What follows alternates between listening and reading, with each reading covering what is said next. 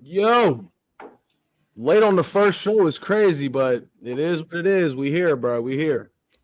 Y'all already know what it is. From the logo, episode 1. It's your host, the GOAT, ZZ Huncho, alongside my boys, Jalen Carter, and the one and only Gifted Hoops. Now, we're missing a couple of, players from the starting lineup. Dub is going to be here, give him some time. Hayes is going to be here in due time, but we figured we're going to go live regardless. Let's get it popping. To start off, Absolutely. Rick, how y'all doing? How we doing, bro? How we doing? Good, man. I'm feeling good. Welcome everyone to the first episode of From the Logo. As ZZ told you guys, we are having some members from our starting five out with load management, but they'll probably be checking in at halftime and whatnot. But I'm feeling pretty good, man. Yes, sir, Jalen. You know what we do, ZZ. We come in here to educate the people. We come here to educate Gifted.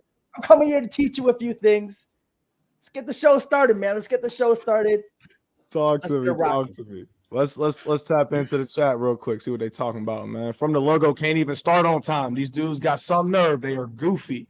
James B, what we do to you, gang? James B, the goofies of goofies, calling us goofy. Yeah, that's crazy. Yeah, James be trying to troll. He be trolling all the time. It's cool. Tank. Yeah, it's cool. Boy, Tank. Yeah, this ain't Open Field's fault anymore. That's crazy. That's crazy. Yeah, Open Field went 30 seconds over while they capping. Come on, bro. Let's get off of them. We're chilling. Big W's, you already know my boy. Yes, sir. So look, I want to run through tonight's slate of games, and we just gonna see, how y'all feeling, who y'all taking, and things like that. I'm only gonna go over like matchups that I think are genuinely worth anybody watching. Like Magic and Hornets, meh. I think the Magic are gonna get that one. It's not really. Hang on. Respect Trey Man and Paolo. Respect them. Paolo's name. Paolo's a young player who I don't think the NBA is really showcasing and focusing on. He's the guy that could really, make some noise. I think have good playoff experiences. Be a top 10 player in the league, maybe even top 5. If everything goes right. So we gotta put some respect on Paolo for sure. I feel it. They gave Jalen his own show. God help us. I agree, man. God, baby, we're here. Oh God. Yeah. All right. Jalen, your Raptors are playing tonight as well, if I'm not mistaken. Yes, sir. The Raptors are playing. But they playing the Pelicans. They are playing the Pelicans with no Scotty Barnes. So you know what I do like though with no Scotty Barnes? We get to see a kind of the full array of Quickly. Quickly does get the ball more in his hands. I think he's a future kind of cornerstone piece for us. Really, I don't think he's going to be the best player on a championship team, but he can be a key piece of one. Love his defense. Love his playmaking is very underrated. The more I'm watching him, he's actually a very good playmaker and passer. His shot is in and out. You know what I mean? When he's hot, he'll get you 25, 30, or he can shoot 2 for 15. But hopefully that just maybe comes with age. I'm excited, to see Quickly with the ball more in his hands there. Gifted, how you feel about the Pelicans, bro, on a real note? What are they, like the 5 seed, if I'm not mistaken? They're one of those teams, I feel like. I don't know. Yeah, I got to say shout out to the Pelicans, man, because coming into the offseason, I feel like they were the biggest question mark in terms of the Western Conference, because when they're not healthy, they're really bad. I'm pretty sure last season they lost like 11 games straight, and there's still a question on like how Zion and Ingram can play off of each other. But this Pelicans team this season has just been consistently pretty good. I mean, they're still, in the 5 seed, a higher seed than the Phoenix Suns right now. So they have questions to answer about if they want to re-sign Brandon Ingram to long-term money and how Zion and Ingram are going to react as a duo in the playoffs. But it seems that this is finally their year to really figure out those things in the first round. So I'm interested to see what they do from here, honestly. I'm interested to see Zion Williamson in the postseason because we've never seen it. Yeah. Like, it's so wild to me. We've never seen Zion. For as good as Zion has been in 5 years, whatever, for as good as he's been in the regular season, in the games that he's played, a good portion of the season, we've seen, I guess you could say we've seen progression. You know what I'm saying? We've seen him fat, we've seen him skinny, we've seen everything. But at the end of the day, we haven't seen him in the playoffs. I think we've seen BI in the playoffs, and we haven't seen Zion. So it's McCollum, bro. Years of mediocrity in the playoffs, but at least he got experience. Yeah, it's a dangerous team in the playoffs. Like on paper, this team is just nice. Like you said, you have McCollum, Ingram giving you 30 every night. Zion's, I think, just when he's healthy, that's a matchup nightmare for any team. Herb Jones. Herb Jones is a defender. You talking about a defender, Herb Jones on the other team. I'll tell you this. J-Val against no one's stopping Jokic, but I'm just saying J-Val got that strength to really body him down low. So I'm just saying down low, He can maybe hold his own. Yeah. He can maybe hold his own there, and he got Zion down there too. They might be able to give Denver some problems. They might be. All right. Let's move away from that for a little bit, and let's touch on Atlanta, New York, Atlanta and the Knicks. Good old fashioned rematch of the 2021 playoffs where Trae Young. Oh my god! But the crazy part is Trae isn't playing, if I'm not mistaken. Neither is he's Randall hurt and OG and God, man. Knicks fans are in shambles right now. Now they're chilling. They're doing better than us. But what y'all think this matchup? Who y'all think taking it? So I think for Knicks and Hawks, it's kind of tough because both teams are not healthy. Knicks just had Jalen Brunson go down. They already didn't have OG Anunoby or Julius Randle. For the Hawks, no Trae Young. Right now, Jalen Johnson has been like their biggest, emergence of a player on the team. In terms of who wins, the Hawks defense leaves a lot to be desired on a night-to-night basis. I feel like no matter who's playing, the Knicks always had that defensive mindset and mentality. And Tibbs is crazy enough to play his players 47 minutes. Josh Hart versus the Warriors, I might add, played 47 minutes with 18 rebounds. So I think they're just going to have that floor over the Hawks, but it should be interesting to watch considering that both teams are not healthy. Bet the over on DeJounte Murray assist. He has a ball of time with Trae Young. Bet is over even on the rebounds. He's a guy that's getting you 5 to 7 rebounds a game still. Going to fill up the stat sheet, so I like that. Josh Hart, his rebound line was 11.5. So I don't know. Once you start getting a guard giving you those double-digit lines, as much as I'd love to say hit the over, it's a dangerous line, but it should be a good game. All right, but let's talk about the nationally televised games, at least on TV. Okay. So we got Celtics and we got the Cavs. The Celtics, good Lord, I don't even want to say that name too long. But I guarantee you, if I called it on my phone, it wouldn't have 4 rings in the last 16 years. But whatever. Point of the matter is the Celtics. Sorry, y'all can see I'm pissed off still. 52 points, God. Celtics are going up against the Cavs. Now, the Cavs were a team that at one point, how many games did they win? 16 straight, something like that? They went 16 and 1. Yeah, something like bruh. But the Celtics are currently on, if I'm not mistaken, 10-game winning streak. 11 games. They're sitting at 46-12 on the season. Only 12 losses so far. Running away with the best record in the league. So this matchup should be interesting. Thoughts? Let's go. Yeah, Celtics have been a great team this season. Again, they absolutely just dominated my team, the Golden State Warriors, on national television. That was a tough watch, but they've just consistently, night in and night out, have produced at an extremely high level. I think they really want to continue adding on to that. And for Cleveland, this is a team that had no Zach LaVine, had no Evan Mobley, just had Donovan Mitchell and Jared Allen leading their unit, and they went 16-1. Max Strus and, Georges Niang, have had moments for that team the entire season. But versus Boston, I think that's a pretty fun matchup. I remember either a year or 2 years ago, we saw Donovan Mitchell give them 40 points. And it wasn't just him. They got a twin 40 off of their bench as well. So just seeing how that plays with Caris LeVert in the lineup as well should be a very fun matchup. But I got to be honest, the Celtics right now are the hottest team in the NBA, and I think they keep it rolling that way.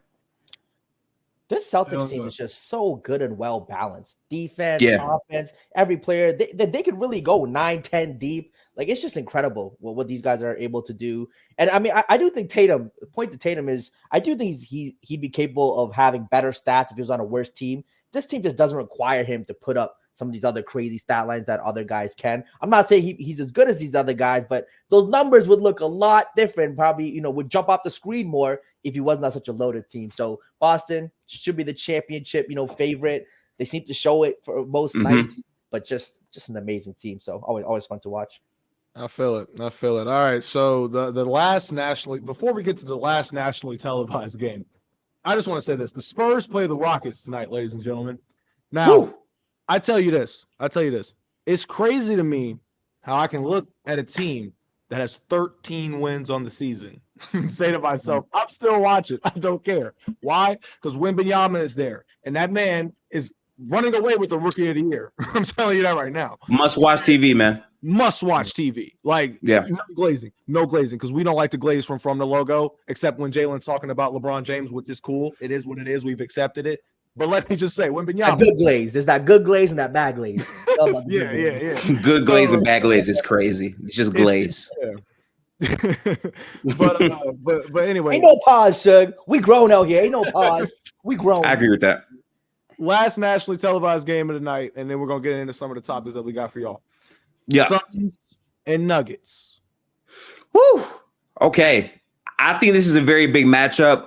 If you're paying attention right now, guys, the Western Conference is packed.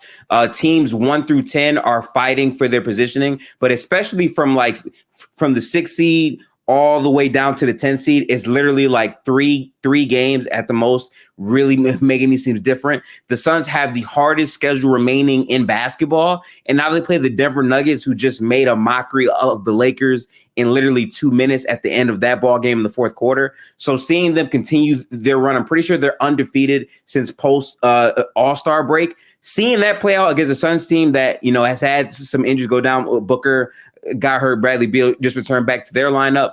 The Suns really need this game in a bad way, and Denver isn't trying to give away free L's. So it's going to be a very fun matchup. I lean Denver just because I see no answer to their offense from the Suns whatsoever. I also think that they play better defense and can out-rebound them. So I'm going Denver for tonight. You know what? I'm gonna go the opposite way here. I think Phoenix is going to steal this one. I think Denver, they might not take them as serious without Booker. And the one thing that I like about this matchup for them, Nurkic loves to play Jokic. Obviously, that goes back, that stemmed from their thing back when he was Denver, when they were backup, when it was like the backup and starting, they had some problems with enough minutes and all that. So every time Nurkic plays Jokic, he plays a little extra something. He really shows up. So I like Nurkic to do his thing. Bradley Beal, he's going to have the ball a little more in his head with no Booker. He looked fine last game, shot the ball very well. He's really coming into his own. Grayson Allen, best shooting percentage from 3 in the NBA this season. He's been balling out. Shout out Grayson Allen. Been absolutely killing it this year. He doing his thing. And KD, any given night, could be the best player on the court. So, I think Phoenix might steal this one here. It'd be KD goes for 30+, Bradley Beal goes for 30, and Nurkic goes for about 25 and 12. 25 and 12. So the way I'm leaning is Denver. They don't won 6 straight, and I promise you, Nikola Jokic is about to cook Nurkic's shit tonight. I promise you. He's always going to get his. He's going to get his. That's the thing with Jokic, though. He's one of those players where if he's in a situation where he's going to get his, like everyone else going to get theirs too. Exactly. Yeah. I saw this post on, I think it was House of Highlights, but it was like the most unstoppable move in basketball, or most unstoppable play in basketball, which was the Nikola Jokic free throw line extended alley-oop to a cutting Aaron Gordon. And honestly, they might be right because I promise you, it's to the point now where Jokic could be pretending like he's going up for a floater, and then last minute, it's a oop. And you're just—it's quite literally one of the best plays in basketball. Yeah, it is. It is. And MPJ and Aaron Gordon might just mess around and make the Hall of Fame if they win a few more rings with Jokic. I'm just saying, like they win a few more rings. I don't know. A little bit. They might get him in there. Sir. They might sneak him in there. I'm telling you, get that. I know. They have to win like 4 or 5 maybe, but it's like. I don't know. They might mess around, man, because the looks that he gets those boys, it is incredible. Man, we're gonna see.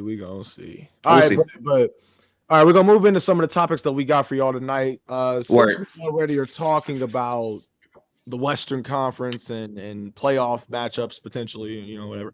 Let's talk about play-in mania. If you look at the play-in for the Western Conference, it is the 7th seeded Sacramento Kings now because the Suns moved up. Yep. The 8th seeded Mavericks, the 9th seeded Lakers, and the 10th seeded Warriors. So when I originally made the document for this and I put that as a topic, I thought that the Suns were still the 7th seed. So that's why I made it a little bit more crazier. But with the Kings being in there now, it is what it is. Looking at the play-in, who do you think is out of the 4 teams is going to get bounced?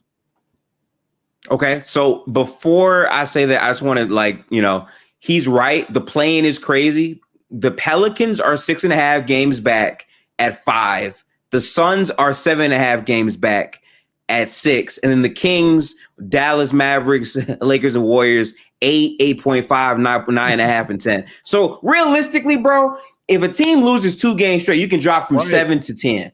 Right? So we don't even have like a concrete play-in bracket just done. Really, out of those 6 teams, 2 of those teams aren't going to make it. And if you're telling me I have to choose 2 teams, which is so tough because, again, the play-in is single game elimination. I hate when people like try to say, oh, this guy, he lost in the play-in. Yes, it's single elimination. What does that mean? Malik Monk can have 40 points with De'Aaron Fox dropping 30. You're going home. Or you can get 30 points out of Anthony Davis and LeBron James, and you're going home. There's so much variance with it. But if you're making me pick the teams that I think will probably fall out of the play-in, I think the Kings are in serious trouble. I think De'Aaron Fox has been playing as strong as he did to the start of the year. Their defense still leaves a lot to be desired in moments. And even though they can really spark it up, offensively, down the stretch, I feel like some of their shots just don't fall at the same clip, and they don't get to the free throw line as much as other teams when they need to. So I kind of question that. I think, look, this Western Conference playing absolutely insane. I do agree with Gift. I just think that the Kings, every team got better, and they didn't. I said this before in a previous show. It's just like I thought there'd be another step, whether it's with Keegan Murray, Malik Monk, even Fox hitting a little better. And it just didn't happen. So I think with the Sacramento Kings, they definitely fall into that category.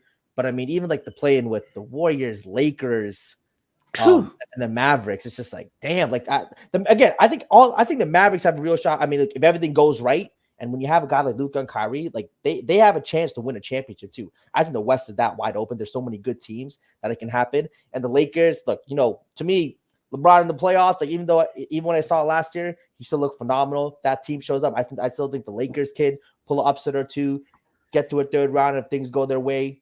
That might be a thing. So it's incredible. That play-in is going to be incredible. Yeah, I got a hot take. I got a hot take for you right now, Zizi. Okay, because I gave you my first team, my second team, and I could be wrong, but it might be the Phoenix Suns, y'all. And I say this from the perspective that on paper, right, you got 3 stars who are great.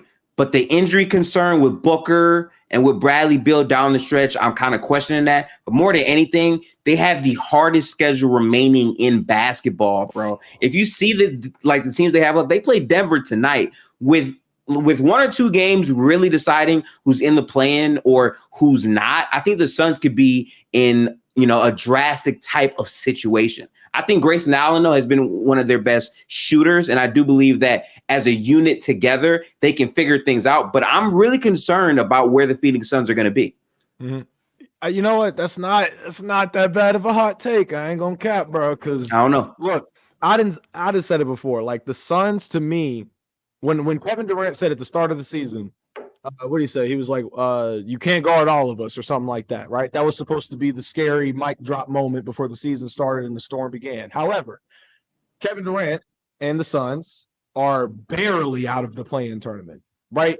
And then James Harden saying, when we figure this out, it's going to get scary after getting traded to the Clippers. And now the Clippers are a team that you can legitimately say are real contenders in the Western Conference. You know what I'm saying? So it's like, when I look at the Suns, I think to myself, okay, first of all, this isn't even the best version of a Kevin Durant trio that Kevin Durant's played with in his career. This isn't even the best. This isn't the best, the second best, or the third best. It's kind of mid. I'm not gonna lie. I thought Bradley Beal was interesting when the whole ordeal was first going down, but so far it's been pretty mid. Like D-Book can go for 45 plus and lose. Like it's not, and it's just nothing.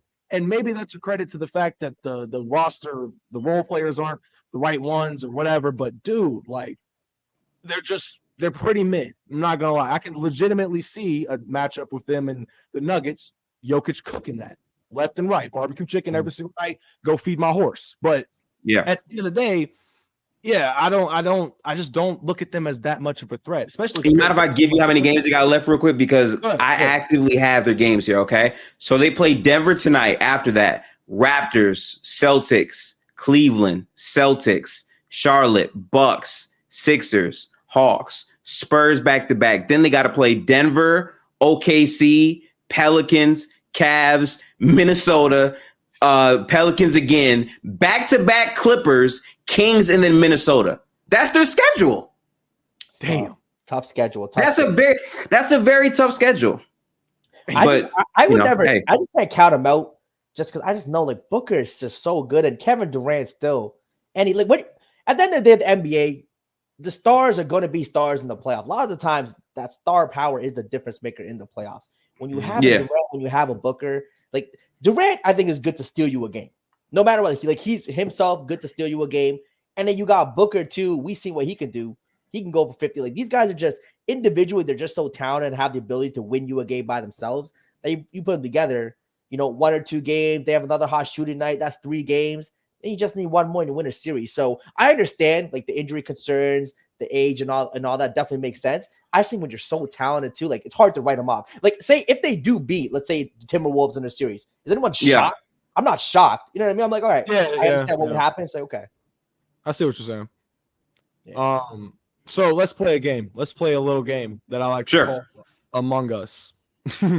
Now, we have the top 4 seeds in each conference. This is what we're going to do, right? So let's start with, since we're already in the West, let's start with the West. So you got Minnesota, OKC, Denver, and the Clippers. Yeah. Which one out of the 4 is the imposter? Chad, get in on this too. OKC, Denver, and the Clippers. Now, there could be multiple imposters, by the way. Okay. Let me just throw that out there. But could there be none? There could be none as well. What you got? What you got? Tell me. You tell me, Joe. I think all those 3 teams are legit. You got Denver, reigning champions, Jokic. We know Jamal Murray, the playoff riser he is. Nothing more to say there. OKC, we understand what SGA is doing. He's going to give you 31 every night, play solid. But then, Jalen Williams, we're talking about Jalen Williams. He's been great this season. He's been great. Jalen Williams might be better than Jaylen Brown. Jalen Williams might be better than Jaylen Brown. I'm telling you, he's that talented, that skilled of a scorer. He can use his left hand. Jalen Williams is the real deal. We got to put some respect on his name. And then we got Chet. He can give you 20 a night. He's going to play defense. Yes. Is he going to get bodied down low because he hasn't had his grown man strength yet? Yes. That's the one weakness is the rebounding on this team and interior defense could be a problem. But then you still have Lou Dort on the perimeter, going to play good defense, hit open shots. Carson Wallace off the bench. It's just they have so many guys that are just going to play well. They play well as a team too, well coached. And another thing, they got nothing to lose because they're young. Everyone expects them to, win later on. They could be on the floor. Not a lot of pressure with the other teams. I think Phoenix has more pressure just because the players where they're on their careers versus this OKC team. And their mindset's like, we can win it this year. If not, we're going to come back right next year better. They got those draft picks probably better, so they got that. And then the Clippers, I mean, look, the way Kawhi's been playing this year, been phenomenal, but has an argument to be a top 5 player in the league. I don't have him quite top 5, but he's definitely top 10. Paul George, still phenomenal. Those 2 boys on the perimeter, going to give you 25 every given night. James Harden understands his role, playmaking, passing, can hit the open shot. He's there. Even at the center position, Zubac, Plumlee, I don't mind that. Just guys in the middle who they don't need the ball in their hands to be solid. Many shooters and whatnot. Yeah. So that's solid. Westbrook off the bench is cool. If you get 15 minutes of good Westbrook in the playoffs, that's cool. I mean, Norman Powell can come out there. If any of those other guys having a bad shooting night, Norman Powell can come in and get you from that. Yeah. So again, that's a team that all those 3 teams have a shot to win it. All those 3 teams. So like, I guess my question, right, is okay. When you say imposter, are you talking about their seeding or in terms of like, are they not like a really good team as the record might say they are? In terms of like, I guess you could say contending long-term in the like a deep postseason run, you could see it. You know what I'm saying? Like, as much of a lock as you would think it would be for like the Denver Nuggets because, they're the reigning defending champions. Or you could say the Clippers because they got 4 Hall of Famers and Kawhi Leonard, playoff Kawhi. Yeah. For me personally, I'm looking at the teams and I think OKC might be that imposter because for as good as they are and have been, SGA, if he win MVP this year, I'm here for it. Yeah. Like, you know what I'm saying? Like, but when I look at the team and I think to myself, okay, is this team a Josh Giddey trade away from being a real contender? Maybe. Gordon Hayward at the trade deadline. Nice pick, solid. However, when you look at OKC and you think, okay, what does this team really, really need? Imagine Chet being able to play the 4 like he probably wants to instead of being the 5 and being the interior presence. And then when you're going into the postseason, you're having these playoff matchups against, Nikola Jokic, maybe an Anthony Yeah. Davis, and it's just. But if you had somebody, I don't know, like a Miles Turner, Andre Drummond, like playing the 5, getting the rebounds, focusing on the interior. And now you have him help side and whatnot. And you Yeah. have him playing help side. Chet could thrive off of that and still be able to play a stretch 4 role and be vital in that. So to me, I think that is like I said, a Josh Giddey trade away, because at this point they're giving Josh Giddey the Tony Allen treatment without the defense at all. Right. But that's something that I think OKC is going to look at probably, and it could hinder them in the postseason. And then come off season time, they're sitting back saying, okay, we got Josh Giddey and a bunch of assets. Let's figure out what we can do. Let's build upon what we did last year. You know what I'm saying? So, and I trust Sam Presti. I trust him to do that. So they would be the imposter among us alongside Minnesota. But I'm gonna let you get your score. Yeah. So for me, what I would say is I think Denver is the only real team. And what I mean by that is like those teams are very good, right? But I just think that the West runs through Denver. I think that in terms of all 3 of those teams, as good as all of those teams are, they pale in comparison to what Denver does at its best, which is execution down the stretch. With Jamal Murray and Jokic, they out-execute pretty much every team that is in the Western Conference right now. I hear the shade talks. I hear how good of a defense we've seen the Wolves be this season. But if you go team by team, right, OKC, right, Chet, right, his matchup on Gobert, Jokic, or even bigger bodies is kind of tough. We don't know exactly how that will pan out. Also, he's a first-year player. Normally having playoff experience and understanding how to adjust, normally a bigger sample size of work will show you who can be really good there. If you go to the Wolves, as good of a defense as they've been, their offense down the stretch gets very, very questionable. McDaniels has not had that leap offensively as many people thought that he would, and their offense kind of comes down to a bunch of Anthony Edwards ISO attempts, which sometimes he can make really good choices, but that's not as consistent. And even Karl Anthony Towns, as good as he's been this year, right on both ends, I think even with him, there's still a question on, can they still put a wing on you in the playoffs and get away with it? We've seen Cat in the playoffs multiple times foul himself out on the offensive end, come into some troubles defensively, and not really be consistent in the playoffs. So while this team looks a lot better, while Gobert looks like a much improved version of himself, which people have been saying for years, if he had defensive pieces in Utah like he does now, they would have probably went further. This is the year for us to see those, but it's still questions. I think when you look at even a team like the LA Clippers, a team that traded for James Harden and have been good. Since post-All-Star break, they've kind of been sliding. I'm pretty sure they're 4-6 in their last 10. They just lost to a Bucks team that had no Giannis or Chris Middleton and only had Dame, and they're small. Like their coach, Tyronn Lue, his adjustments are questionable. I understand what he did years ago in Cleveland, but in terms of this roster last year, they're playing Marcus Morris, who was a bad defender and not giving them anything consistently, over Terrence Mann, who is now a player playing this season. So there's still a ton of question marks for that team. Obviously, James Harden, as good of a player as he is, he's had his issues in the playoffs as well. And they're asking Kawhi to make up for a lot of things defensively, consistently, and their injuries are also up and down. So all 3 of those teams compared to Denver, who understands exactly what their 5 is, who are battle tested, who as a unit just won the championship last year, who are undefeated headed into the playoffs right now. I think Denver is just a tier above all of those teams, if you're asking me. Now, can they beat Denver? Potentially. I don't think Denver is unbeatable, but I do think that they are the class of the West and should be in their own tier compared to those other teams. Okay, fair point. I see that, yeah. So let's switch on over to the Eastern Conference and see what we got over there. So we got a Boston, Milwaukee, Cleveland, and New York Knicks. Which one of the 4 or more is the imposter among us? LOL. I got the imposter out of those 4. The imposter has to be Cleveland to me. Cleveland, I just don't think has any shot to win a championship. I understand they're on a hot streak. I do respect Mitchell, as a premier guard in this league. I think he's solid in the playoffs. He'll definitely show up.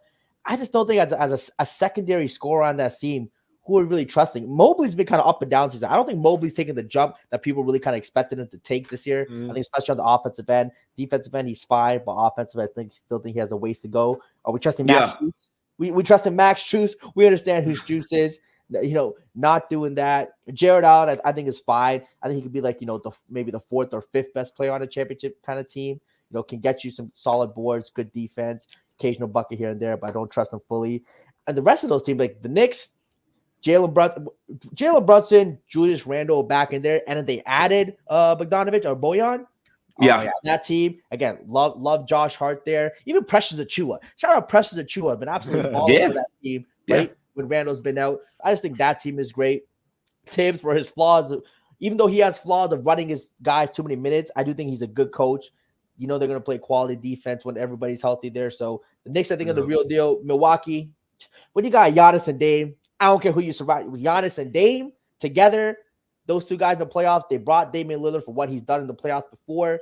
He can step up there. Giannis is going to be Giannis, top 3 player in the world. He's for real. Boston, like I said, probably the most well-balanced, best team in the league. So definitely, I think Cleveland being the fraud there. Yeah, I hate to say it, man. Out of these 4 teams, I think the team you have to bring up is Cleveland, only because as good as Cleveland has been, Garland hasn't improved dramatically. Evan Mobley's offensive game, can they still disrespect him like they did last year? Are they still going to be physical enough? I think last season in the playoffs, you saw their struggle with rebounding and, what to do offensively and defensively. They got a bunch of shooters to help stem that up. But the problem with that is the teams have gotten better. Even the Knicks, who embarrassed them last year, have dramatically gotten better. Jalen Brunson has had a step. They also need Julius Randle to perform in the playoffs. I kind of think that's a big cloud hovering over how far the Knicks can go. I think we all trust Jalen Brunson as a performer, especially considering what he did last year. But how Randle fits into that is going to really choose how high their ceiling is. I think the Celtics, we all know exactly what time it is for them. There's really a couple of teams that could maybe fight against Boston, and I think it's another team that's further down in the standings, if you ask me. But outside of that, Bucks, I really question Doc Rivers as a coach. Like I severely do. I said coming in after the Dame trade, where are the consistent defenders on this team? Not named Giannis and Brook Lopez. We still struggle to find those guys consistently, but ever since having Doc Rivers, their defense has gotten better, even though they still have inconsistencies in spots. And I still think just game planning for Dame and Giannis for a full series is going to be difficult. I just think if you point to Cleveland, their best players are Darius Garland and Donovan Mitchell offensively. We're still waiting for Evan Mobley to have like that huge playoff impact that he might be able to. But I think they have to be the most suspect team out of those 4, if you ask me. Even though I don't like Doc Rivers, I got to keep it a buck with that. Mm-hmm. Yeah, I see. That's the thing with me, because like with Cleveland, it's tough to judge them. I know they had that stretch of 16-1 we talked about earlier. So, and if you're asking me, do I believe in Donovan Mitchell in the postseason? I do. Mm-hmm. However, the last time they were in the postseason, it ended with Jared Allen saying the lights were too bright, and I'm like, yo, you said that on national. Yeah, he literally said that. Yeah, you said that on national television. Damn, bro. But whatever. So, to me, I think that they might need another run at this, and also if it doesn't pan out for Cleveland, let's say Donovan Mitchell wants to start testing the market. I know he's been basically dropping hints left and right about him ended up in New York and all that, and Spida and Miles Morales in real life and all that. But like, we don't know. We don't know what the future holds for that team. But we also don't know if what they have right now is, like y'all said, enough when you're talking about competing in a conference with the Boston Celtics, who dropped 10 threes in a quarter, the first quarter on Sunday at 3:30 in the afternoon. Niggas just came out shooting. What? Why? But whatever. So the Celtics, we already know how they are. Like Gifted said, we already know how they rock it. Most complete, like perfect build of a team in the league, arguably, is the Celtics. Joe Mazzulla, love him as a coach. At the end of the day, I think that there were question marks coming in when he was, anointed. But at the end of the day, they've been answered. Jason Tatum is in a situation where he can go out there and give you a smooth 26, but everybody else is doing their part, and that's what makes the team so dangerous. Jaylen Brown can get his. 100%. Jason Tatum can get his. Derek White can get his whenever. It's crazy. And you got Porzingis as your bailout guy too. Porzingis is your bailout guy, and Al Horford's old ass can still impact the game for this team. Like, let's talk about it. Shout out Al Horford, still getting shout out Big Al. Shout out Big Al. Joel Embiid's worst nightmare. Talk to me nicely. But anyway, so they have a lot. They have a lot of good stuff over there. And then when I look at the Knicks, I love the Knicks. I really do. I love everything that they've done within the past year and a half. Ever since they got Jalen Brunson and all that, I was like, okay, now you're in a situation where you take Julius Randle, you make him not the number one option, and you might be able to have a little bit more success because you'll be able to see what other areas you need to fill. Insert Dante DiVincenzo, OG Anunoby, the biggest one, obviously. Isaiah Hardenstein, who is a starting center in the NBA. He just happens to come off the bench for Mitch Robinson, who is another phenomenal interior presence for this team. Lob threat and all that, like, you know, maybe our DeAndre Jordan, maybe this generation's DeAndre Jordan, whatever. Like, you know, his role is so easy right there in that lineup, right? They got rid of RJ and his contract. They got rid of Quickly. But what they were able to bring in, Bogdanovich, they just, like, when you look at it, and you have Tibbs, who, despite being a terrible coach in terms of you going to play 45 minutes and you going to like it, you know, Tibbs isn't that bad. He's a defensive-minded coach, always has been since he was in Chicago, you know, and it works. He has a system that works and that people can buy into when you have the right talent around them. For that reason, I'd say they're perfectly fine. They're not the imposter here. Milwaukee, don't even get me started on Doc Rivers. Still living off a championship he won 16 years ago, but it is what it is. Oh, wait.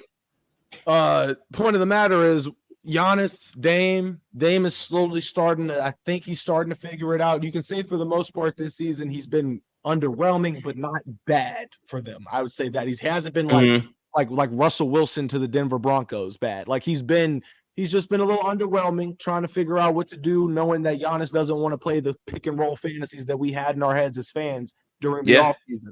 So factor in Bobby Portis. Love Bobby Portis. Loved him since he was in Chicago. Bobby had 18 boards the other night or something like that to go alongside Dame's 41. He was open. Monster game. But the problem with the team is, while Doc Rivers, since he's been there, has gotten their defense up a little bit, when we look at him, we say, okay, compare it to another team like the Boston Celtics. When I look and I think to myself, is this enough for Jimmy Butler to be able to hold off Jimmy Butler? That's how I look at the Bucks. Right. Jimmy was able, because if you thought the Bucks were good going into the playoffs last season, Jimmy Butler, granted Giannis was hurt, you know what I'm saying, in the early going. He did that to Drew Holiday. Yeah, Drew, people thought that Drew was going to be the answer to play off Jimmy. Jimmy said, nah, Jimmy picked apart the Bucks one by one, literally. Mm-hmm. So when I look at this team, I think to myself, are they going to be able to withstand that, to withstand the fury of Jimmy? Only time will tell. I think the Celtics have a legitimate shot to do that, and I think that the Celtics are the ones. But out of everybody, it's Cleveland. Out of the four, it's Cleveland for sure. Yeah. So we'll see. Let me know in the chat what y'all think, who y'all think the imposter is out of the top four seeds in the Eastern Conference. We are at the damn near 40 mark, and Dub is still not here. Now I'm holding off the main topic. And L-Dub in the chat. L-Dub in the chat. L-Dub in the chat. I'm holding off the main topic though, because Dub was the one, ladies and gentlemen, that suggested this topic and this title and all of that. So, and he was very adamant on his stance on the Warriors their dynasty being over, and Steve Kerr's or Mike Dunleavy Jr. is a terrorist and all this stuff. I'm telling you, this is what he said. Like, I'm not exaggerating. To be fair to Dub, he just got a real situation. You know, he dealing with a real situation. He did. Yeah. So we hope that that's from my homie.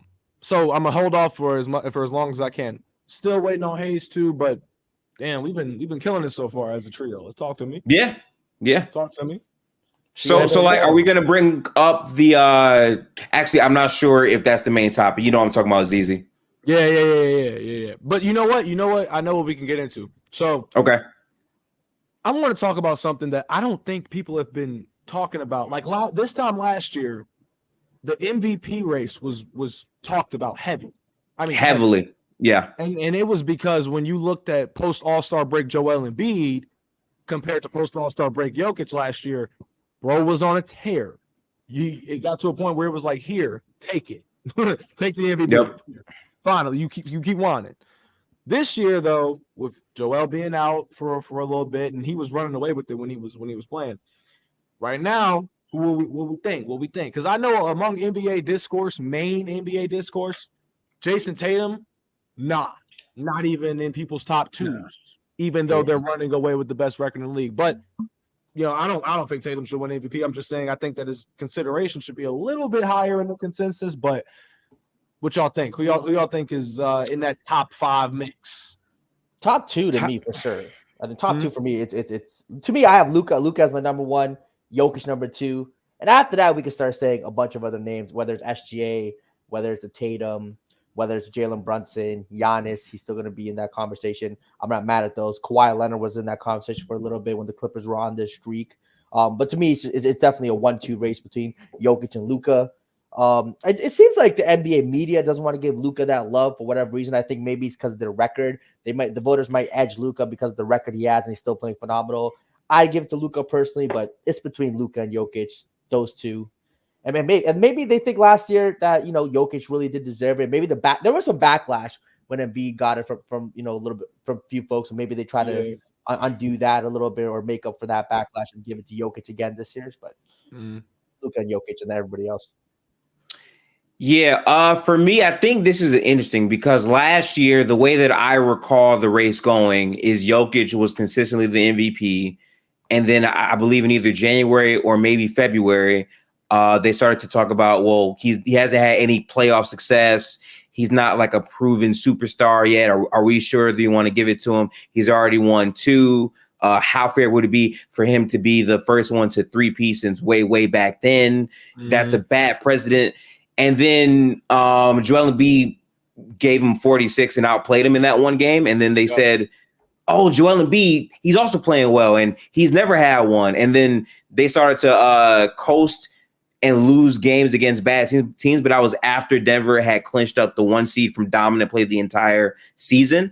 And then they gave it to Joel Embiid over Jokic. I think after the playoff run that Jokic went through last year, considering that he's playing very good basketball right now. Again, Denver is undefeated since the All-Star break, and he's played pretty much every game. I think Jokic is going to be firmly in that conversation, but I think Shea is another guy that deserves to be in that convo, undoubtedly. I mean, he's had 45 games of 30 points. He's played phenomenal defense. He's been one of the most efficient players in basketball, and no one had OKC as a potential 1 seed before the season started. I heard people saying that they'll probably be in the playoffs or whatnot, but I don't think anyone had OKC being as outright dominant as they were, considering that their only real piece that they added was Chet. Most of their players have just been homegrown guys who are producing at a high level this season. So Shea should be in that conversation. Luka, man, Luka's been super dominant, man. He's been better than Shea to me. I think he's been a very, very, very good player this year. He's the best isolation player in basketball. The Mavericks have pretty much been hurt the entire year, and Luka has been hard carrying his units. But he's not in this conversation because the game's played. And I mean, like, I can try to tell you, oh, I have him, I don't have him. But ultimately, if your team is not having success, it's very hard to justify giving you the MVP unless the MVP pool is weak. This is not a weak MVP pool. You got Giannis, you got Jokic, you got Shea. So based off of that criteria, I don't think Luka is going to get any real consideration for MVP, but he's absolutely been MVP caliber this season for me. That's the thing, too. Can you highlight what Brandon Katz is talking about? Jokic isn't top 5? In what universe is Jokic not a top 5 MVP candidate? The worst he's going to finish is second. There you go. Maybe third in some crazy situation. The worst to me is going to be second. So if you think Jokic is in top 5, you're confused, Brandon. You're confused. That must be one of the worst takes ever to say Jokic is in top 5 MVP conversation. He also said Giannis, Mitchell, Curry, Luka, and Shea. Curry are ahead of Jokic. Curry ahead of Jokic? Yeah, come on, Brandon. I know you don't believe that. We got gifted a Warriors fan, a big Steph Curry guy. Yeah, you see it too. They don't believe it. The Nah, Warriors dudes don't believe it. Come on, Brandon. I'm gonna be so real with you. I definitely think Mitchell should be in the convo because again, I vividly remember what happened, right? Like you had Evan Mobley go down, you had Darius Garland go down as well. People thought the Cavs were going to be a playing team, and then Donovan Mitchell raised his level of play, and they went on a 16-1 run in the Eastern Conference. The problem is when you bring up level of play, I don't think you can make an argument that he's been better consistently than Giannis or Jokic this season, and even Shea with his consistency, 45 games of 30 points this season is ridiculous. Like it's different, right? If you're saying, okay, I'm gonna drop 60, then 12, then 40, then 15. Yeah. Like right? No, it's different if it's 30, 30, 30, 30, 30, 30, 30. You can look up and it's basically 31. Also, Jared Allen deserves a ton of credit for the Cavs, going that far as well, because he increased his level of play as well. But I don't think that I can say his argument is going to be over a player like Nikola Jokic, who the entire season has just been a dominant offensive machine, and Denver has just been sleepwalking through games repeatedly. He's been great this season. Yeah, I agree with that. For me, it's an interesting one. Like I said, the one that I'm pulling for is Shea because, like Gifted just said, I hear that. Prior to the season starting, nobody had the Thunder this good. They had them good. They had them like, oh, that's a play-in 7th seed, like 4, 5, or 6. Yeah, between the 4 and the 7 seed. That's how they looked at the Thunder. But then you look at them now; they're the number 1 seed in the West. Now, granted, it's they just dropped last night because they lost. So yeah. So what are they? 2. Yeah, 2 now. So point is, you looked at the Thunder and you didn't expect them to be this damn good. And like Gifted said, it's a credit to the homegrown talent that they have at the end of the day. Like that's really what's so awesome about this team, being led by somebody in Shea Gilgeous-Alexander. And they got the coach of the year, by the way. And they got the coach of the year. Firmly believe Mark D should be in the coach of the year conversation. He's been a great coach for them for 2 seasons now. Yeah, and like you said, you got to give credit where credit is due at the end of the day. And for as great as and for as much as Nikola Jokic does deserve his 3rd MVP, for as much as Luka Doncic deserves his 1st MVP, I just look at it and I say to myself, first of all, like someone I think Gifted said it, the MVP race, if it was weak, Luka could win it. If the MVP race was like it was in when Russ won his in 2017, like then we might be able to be talking about something here. And even with what Russ was doing, it was so great. That's how phenomenal Russ is. Like, bro, Russ really just like when he averaged that first triple-double and won that MVP, he set the precedent because now Nikola Jokic was averaging a triple-double last year and didn't win it because Joel Embiid went on his tear and Kendrick Perkins was pushing agendas. I love that you brought him up too, by the way, because something I say, and people please don't take this the wrong way, but I think Russ ruined basketball from the perspective that the amount of raw numbers he was outputting every day, like 40, 18, and 12, he was doing it every day that I feel like the basketball community takes this shit for granted. Luka is doing the same thing right now, and people aren't moved by it because we see it all the time. Obviously, the sport isn't what it was back then. It's even more inflated offensively, but to still be able to see Luka on a nightly basis give you 35, 12, and 9 or whatever it is, that speaks to the level of talent and greatness we have in the league today. It's crazy. Mm-hmm. Yeah, it's wild. It is great. Narratives and stat padding stole one James Harden's 2017 MVP. I mean, for James's when I look back at just like you said, Russ, I'm not even gonna get to Harden, but when I look back at Russ, you're right, bro. It's so crazy just how it was crazy what he was doing. He was doing incredible things night in, night out. The night that I knew he was gonna win MVP was when he hit the game winner in Denver. The game winner in the last game versus I believe it was Denver actually, where Denver was actually trying to make the playoffs and he hit. Oh, sorry. It's just so much context that gets lost because people will just say he only won because of the double. The conversation was close because of Harden and Russ's level of play. Yeah. And Russ was also a very good jump shooter that year. And considering the clutchness he was that year too, he hit many big shots that year. But the fact that you sealed the record in the same game and you hit the game winner, buzzer beater game winner on the last game of the season. That's how close it was, or at least that's how people talked about it. I don't think Westbrook really stat pad, except for the rebound thing was clear. I mean, Steven Adams was literally boxing out. Yeah. But other than that, the points were hard work. He was making buckets. nothing stat padding about his points. Even the assist numbers, he was creating for his teammates. He was the creator. So that's the only thing. That's the only thing that I ever. That was like the only knock that I ever had at Russ back then when he was doing it. It was I was like, he's not stat padding. The only thing that you could consider him stat padding for that is painfully obvious is the rebounding, because it's like, if you think about it logically, or at least think about how an old head who had never really or didn't really watch the new school like that much, but you tell him, oh yeah, hey grandpa, like Russ is averaging a triple-double. He's 6'3", point guard for the OKC Thunder. Yeah. He's averaging a triple-double. What you mean he averaging a triple-double? Oh yeah, 10 rebounds a game. Who they got as the center? Oh, then you watch a game and you see Steven Adams boxing out and Russ just the first one to the ball. So that was the only knock that I ever had. It wasn't the only issue that I have with this whole convo though, right, is like when people say, oh, he stat padded.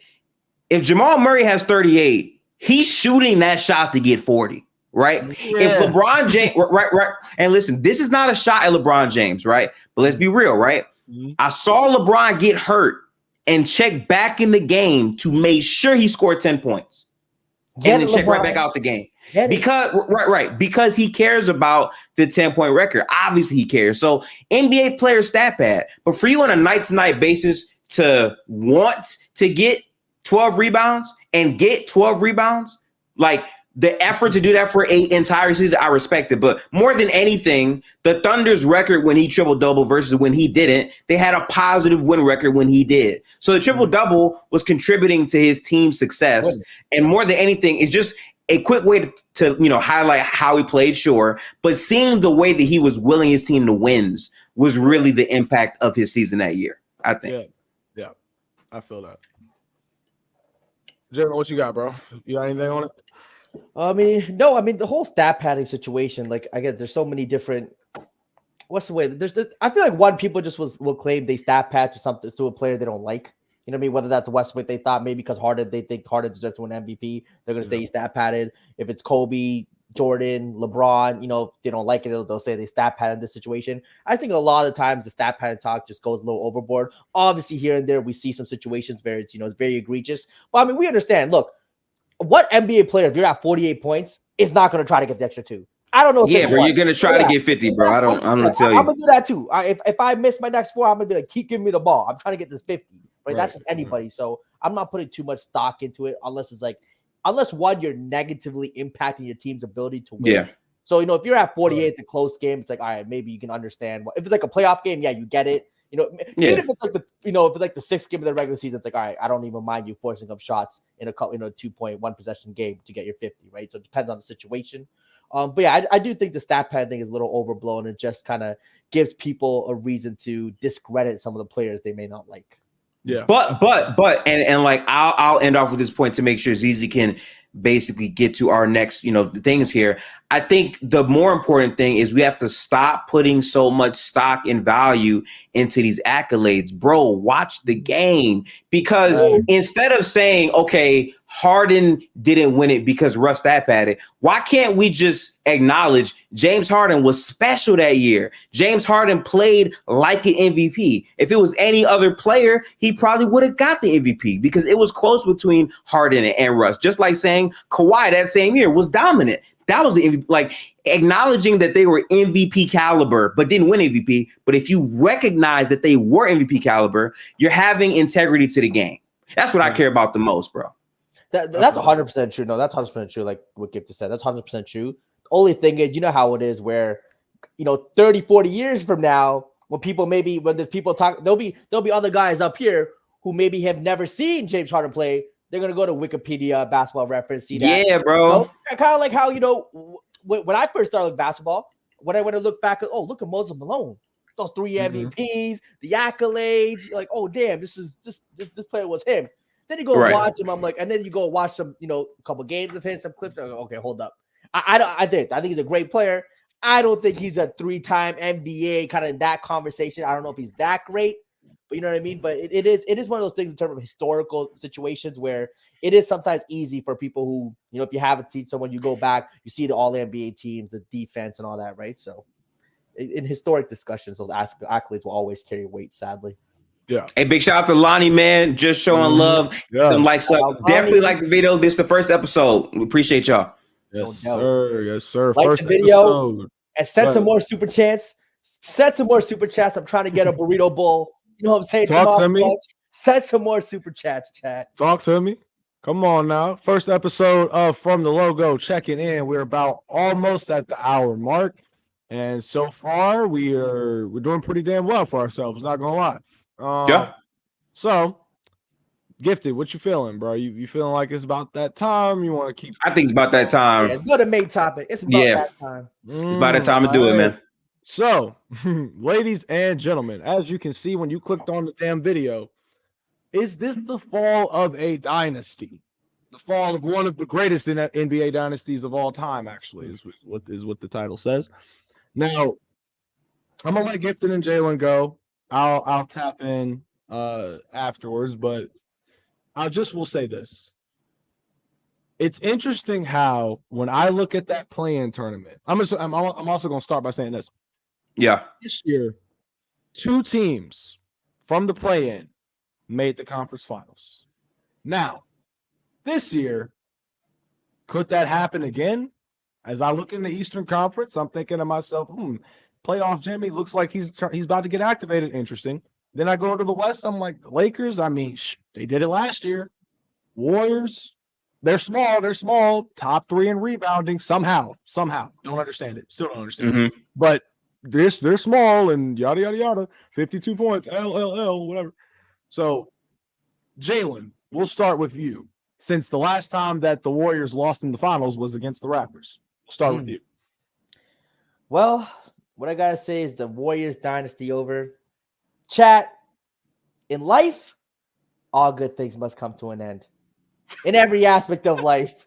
Whether that's your relationship with someone you love, sometimes they got to go. We talking people, look at musicians. You know, Britney Spears was the biggest artist in the world for a little bit. And now people, they go on Instagram, see some crazy stuff, think she's nuts. But she was that girl for a while. You know what I mean? The Backstreet Boys were popping. Shia LaBeouf was the biggest movie star in the world for a while. The Warriors had a run.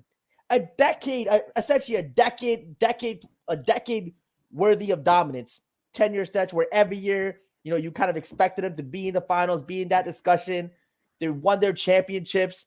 Curry cemented himself as an all-time great. Draymond and Klay Thompson are going to make the Hall of Fame.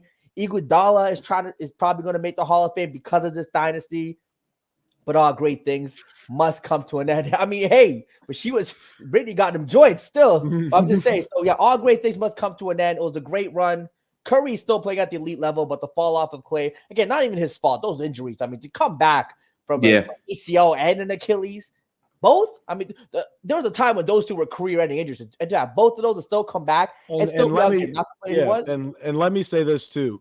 Like you just said, when you think of a player like Klay Thompson and you think of the fact that he's had 2 of the worst possible injuries you could have as a basketball player, the fact that man gets slandered as much as he does and instead of getting praised for coming back and still playing the game, still having the guts to go through rehab. I heard Mars on the panel the other day talking about how the rehab part of the injuries is the crazy part. It is. And he was willing to go through that. Now, look, all Klay Thompson needs to do if he's going to remain a Warrior for the rest of his career, I hope he does. But at this point, it's a matter of you're not the same two-way player that you were in 2019. You're still a top 5 shooter, top 3 shooter ever, especially catch and shoot, probably the greatest. But that's neither here nor there. All we got to do is just adjust your role here. Chris Paul coming off the bench with Klay Thompson is something that I think a lot of people aren't looking at as well as they should, especially for a bench unit where you have the opportunity to keep a Brandon Podziemski in a lineup because at this point, he just fits better with Steph and Draymond than Klay does. And at the start of a game, to start off a game, to find the runs or whatever. And then Klay, you can insert him off the bench, let him go stupid, shoot as many shots as you want. If you miss, it is what it is. But if you make it, good Lord, watch out. You know what I'm saying? But it is what it is. Klay will not get that love and that admiration for coming back until he's done playing. That's the crazy part to me. And it was interesting after that Boston game, what Steph said. You could just see it in his eyes and the emotions of it. We used to be that team. And the Warriors were running teams out of the gym. They were so revolutionary with the way they played. And now it's just, again, these guys got older. The league also caught up. They adopted a bit of their style, shooting more threes and all that. So it's just one of those things where, it was great. It was great while it lasted. And I think the Warriors, they know what's come to an end. And don't be wrong, they can still be good. Like Kuminga's a very good young player. I think he's going to be a force for them. It's just the level of domination that they had. It's just not something we're going to see from any team for a while. To me, Denver, Boston, these teams that we're talking about, they were not the Warriors at their prime, especially the KD Warriors. I think that's the greatest team of all time. I think the KD Warriors are the most talented, greatest team of all time. I think they're beating almost every team except for the 2014 Spurs, who have the greatest ball movement ever. But every other team they're beating in the 7-game series without a doubt. So it's the 96 Bulls. Oh no, they're clear. They're clearing the 96 Bulls in 5, respectively in 5. That KD Warriors in 5 against the 96 Bulls. I just hold that 2014 Spurs team, and we could talk about another episode. Yeah, we could do that another episode. That's the greatest ball movement I've ever seen in my life. In any, like, that's the purest. I mean, it was beautiful. It was right? beautiful. Yeah. But go ahead, Gifted. Do you think? What do you think about this Dynasty collapse? Okay. All right. So as a Warriors fan, let's revisit what I thought, and I'm curious about what Zizzy thought headed into this season. When I got the Shams notification on my phone that Golden State was trading Jordan Poole to the Washington Wizards and draft capital to the Wizards for Chris Paul, I said it's cooked. I said the season is cooked. I said that's fine. Like, they had to get off of the contract because of the new CBA coming in. It's going to hurt their team severely. We had a lot of issues dealing with size and more consistent three-point shooting that we needed to address. Those adjustments were not be able to be made. And I said this season has to be more of a focus on developing the young talent for next year and like getting these guys at a higher level to where either A, they can contribute to winning basketball, or be traded for a guy that can make that, push. Mm-hmm. And what made me mad last year is I said during last year, Kuminga and Moody needed to be players that were, go-to guys so they could develop their value for this year and next year. Yeah. We saw Anthony Lamb play over Moody for most of the year. And then in the playoffs, we saw Moody be the only one to get real playoff minutes, not Kuminga or Anthony Lamb. And now this season, we saw Corey Joseph, a guy that they traded for, playing minutes over Jonathan Kuminga and playing minutes over Moses Moody. You want to know what's so funny? The Warriors traded him to the Pacers at the trade deadline. The Pacers waived him. He's not in the NBA right now. He's not. So you're telling me that you spent the majority of the season playing a smaller guard backup type over these guys who got no minutes, and that's where we are. And then now, ever since Kuminga complained to the media, which a lot of people had a big issue, I did as well, about him talking to the media about his minutes. But after he did that, he was averaging 20 and playing very good basketball. And then people try to tell me, oh, he's a bum, he can't do it. And I'm saying, I know what he can because I watched his team play basketball. Exactly. But in terms of the Warriors dynasty being over, again, they won a title in 2022. Thank you. The stars are getting older. We know Draymond's getting older. We know Steph is. We know Klay Thompson is a step slower defensively. Also, he's not the same level of shot maker as he was even a season prior when he was going crazy then. But Klay has always been a variance player. So for this season, even if they make the playoffs, which I think they still can, I mean, they have the top 3 easiest strength of schedule remaining in the league. They're going to probably make the playoffs. But even if they do it, I don't think this team is a title contender. And I said that coming in. I didn't view this team as a title contending team. So to me, functionally, you can say the dynasty is over. I can hear that. But if they're able to make the adjustments and changes necessary, if some of these younger players are able to take steps moving into next season, then maybe they still have hope. But it's a very, very small window for them. Nowhere near what it was. I think off the strength of what the dynasty was and how dominant they were, that time in Golden State is far behind us. Mm-hmm. And I'll say this too, because when I like Gifted just said, the window is small. So the Warriors, what they used to have back in the day, when we go back 9 years, right, to 2015 team, that 67 win team, what they had was a phenomenal starting unit and multiple bench pieces. They had a guy in Sean Livingston coming off the bench, setting the tempo to a slow pace to the point where he can get fadeaway mid-ranges off whenever he wanted to and make all of them. Leandro Barbosa, don't even get me started. Like, you know what I'm saying? Like, they had guys, most Spates. Like, they had so many guys they could go to. Sean Livingston, leading the charge. It's not off the bench, And you have that off the bench because you have a competent starting lineup with a great interior presence of an Andrew Bogut, something that going into this season, I said we need. They thought they were getting it in James Wiseman because he got drafted number 1 or whatever. No shot. Number 2 off of number 2. Off of 3 games in college? Yeah. You know what I'm saying? 3 games in college. You looked at this guy and you thought, oh yeah, this is the one right here. He the one. Bro, what are we doing?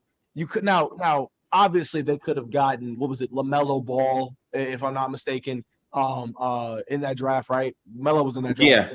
They could have gotten him, and then personally, I think that would have been an interesting thing to see play out. But you could have used that for trade value or whatever if you didn't want it for some reason. But it could have got you something in return, what you really need. Because at the end of the day, if you're going to keep the core of Clay, Steph, and Draymond, we get it. Winningest trio in NBA playoff history and all that, right? If you're going to keep that core, you got to make sure the pieces around that are suitable and fit. Exactly. So to your point of Kuminga, Dub is in the building. Hold on now. Hold on. Yo, what's good? You are just in time, brother. We talking about the Warriors, you know what I'm saying? Hold on, let me finish my point before I let you go, because we waiting on you. We waiting on you and Jalen, I think, right? So let's see. As I was saying, what they need is a big man. That's what I thought they were going to get at the trade deadline. They didn't. That's what I thought they were going to get before the season started. They didn't do that either. Instead, they got Chris Paul because they needed to get Jordan Poole out of the way because of that money and because of the knockout, whatever. Yep. The matter is that I looked at the team last year, their bench unit specifically, with Jordan Poole leading the charge, and it was terrible. Jordan Poole is not a leader of a unit, especially coming off of the bench, because at the end of the day, he's going to go get his own because he's a shoot-first player. There's nothing wrong with that. But when you look at what made that Warriors team that I talked about in 2015 so deadly, in 2016 so deadly, was the fact that when that bench came in, everybody got a piece of the pie. It wasn't just one guy. Chris Paul, insert Chris Paul. Now you have him and Dario Saric looking like 2 peas in a pod, and you have Klay Thompson coming off the bench, which is Chris Paul's going to find him and get the ball right where he needs it and all that stuff. So that was something that I knew that they needed to fix. But still, like you said, I don't look at them as a title contender because they're still missing a big. I don't care that they're 3rd in the league in rebounding. Come postseason time, you match up with a team like the Los Angeles Lakers who have more size than you, it's going to get rough, bro. You better hope that you're hitting every single shot. You know what I'm saying? So that's how I look at it. As far as the dynasty being over, like Gifted said, if you're banking it off of this season and not factoring in the fact that if they lose out in the postseason, come off season time, you don't think they're going to be looking to make some sort of move to get Steph someone, as they look at the fact that for the next 3 years or so, this might be the best last little glimpse of Steph that we see. You don't think they're going to be in the bank and get somebody to come play with him and get that last ring? Because I think they're going to do that. I mean, you hope so, but it's the salary cap and whatnot, and the changes to it. I'm not going to say it's impossible because it is possible, but the likelihood of it is kind of tough. I will exactly. It's tough. It's tough, but it's something that I know that they're going to look to experiment with or whatever. Yeah. If push comes to shove. But Doug, welcome, brother. We missed you. Good. It was good. This is our missing piece right here. First of all, Gifted, clean that mouth, man. This thing just sounded wicked, bro. You said clean that mouth. That was coming out crazy, strong, bro. But, I don't know what you're talking about, for real. So, the Golden State Warriors. First of all, Mike Dunleavy, he's terrible. He's god awful. Mike Dunleavy is single-handedly responsible for ruining this franchise. I mean, you could talk about the age. We could talk about the age regression, but when you see him making trades for old behind CP3, I guess for 1 year. But I mean, let's be real, man. That's not something that is really conducive to the Golden State Warriors and what they're trying to do, man. So Mike Dunleavy, him. With what's the do when Bob Myers stepping down as what's it called, the executive he was GM, wasn't he? That was GM. Yeah. With Bob Myers stepping down, man, I mean the Golden State Warriors, it's just not something that I think they're going to be keyed in on. I don't think without Bob Myers, I don't think they're going to be able to acquire any type of high free agents. Mike Dunleavy is not it for me. Mike Dunleavy has done a terrible job with that unit, terrible job with the pieces in which they have. And, Mike Dunleavy is one of the biggest reasons on why they are where they are right now, And with Stephen Curry aging as he is, how long is he going to be able to keep this up? Draymond Green, let's be real. Draymond Green is going to be out the league in probably 4 years. Klay Thompson is about to be out the league in about 4 years. So they don't really have that much time on their hands. And you got to wait for what's his name, Kuminga and Moody and all these guys to be built up. Nah, you need some free agents. You need some free agents now. I've been waiting for this for a very long time now. I'm actually extremely excited that they're going to State Warriors in the A lot of people have. Dynasty. A lot of people have. I think Bob Myers needs tons of credit. KD needs tons of credit for this dynasty as well. And I love to see it. I love to see it. I love to see the Golden State Warriors dynasty falling. And it's the greatest thing ever. It's the greatest. I will say I think the Warriors did get very unlucky in some spots too. Like that draft when they drafted Wiseman. I mean that second overall days after Klay Thompson tore his shit. So I mean if they got that draft, let's say that happened a little later. If they got that draft pick in 2022, that could have been Chet Holmgren at the second spot right there, the second pick. If they got that draft in 2021, they could have picked a guy like Mobley, maybe a Scotty Barnes. So I do think that was they got the second pick in a very bad draft. So I think that was unlucky. And two, the Jordan Poole, Draymond situation. I'm not hearing that luck nonsense. That was a bad draft. They had an opportunity to kind of like the Spurs where the Spurs Dub is actually funny, draft. bro. The Spurs got a great draft to get Duncan and secure that another decade or so, whatever. They could have really extended this dynasty kind of the longevity of this dynasty. They could have extended a few years with a quality draft pick, but in just a better draft. Yeah, I got a couple things I want to say to Dub real quick. So real quick, because I got a lot of heat for this convo, right? I just want to say this one last point for Jalen, because you want to talk about luck with the Golden State Warriors. You know what? Now I want to hear about them being unlucky. They got lucky because they were lucky as hell when LeBron lost Kyrie Irving and Kevin Love. They got lucky as hell when Kawhi Leonard got hurt. They got lucky as hell when CP3 got hurt. They get lucky after lucky after they were lucky as hell. I'm gonna wait. Was the dynasty a fraud? Was the dynasty? No, because injuries is the thing. No. Injuries is part of the game. We can sit here and look at everyone getting hurt, but we're not going to sit here and be like, oh, the Warriors were unlucky when they've been lucky for a great portion of their run, bro. I'm not hearing that. You know what, Dub? To add on to that real quick. Okay. No. I want to respond to Dub now. Let's go. There's a couple things. A, you said Mike Dunleavy was bad at his job. Let's talk about what he's done, right? Did I like the Chris Paul Jordan Poole trade? No.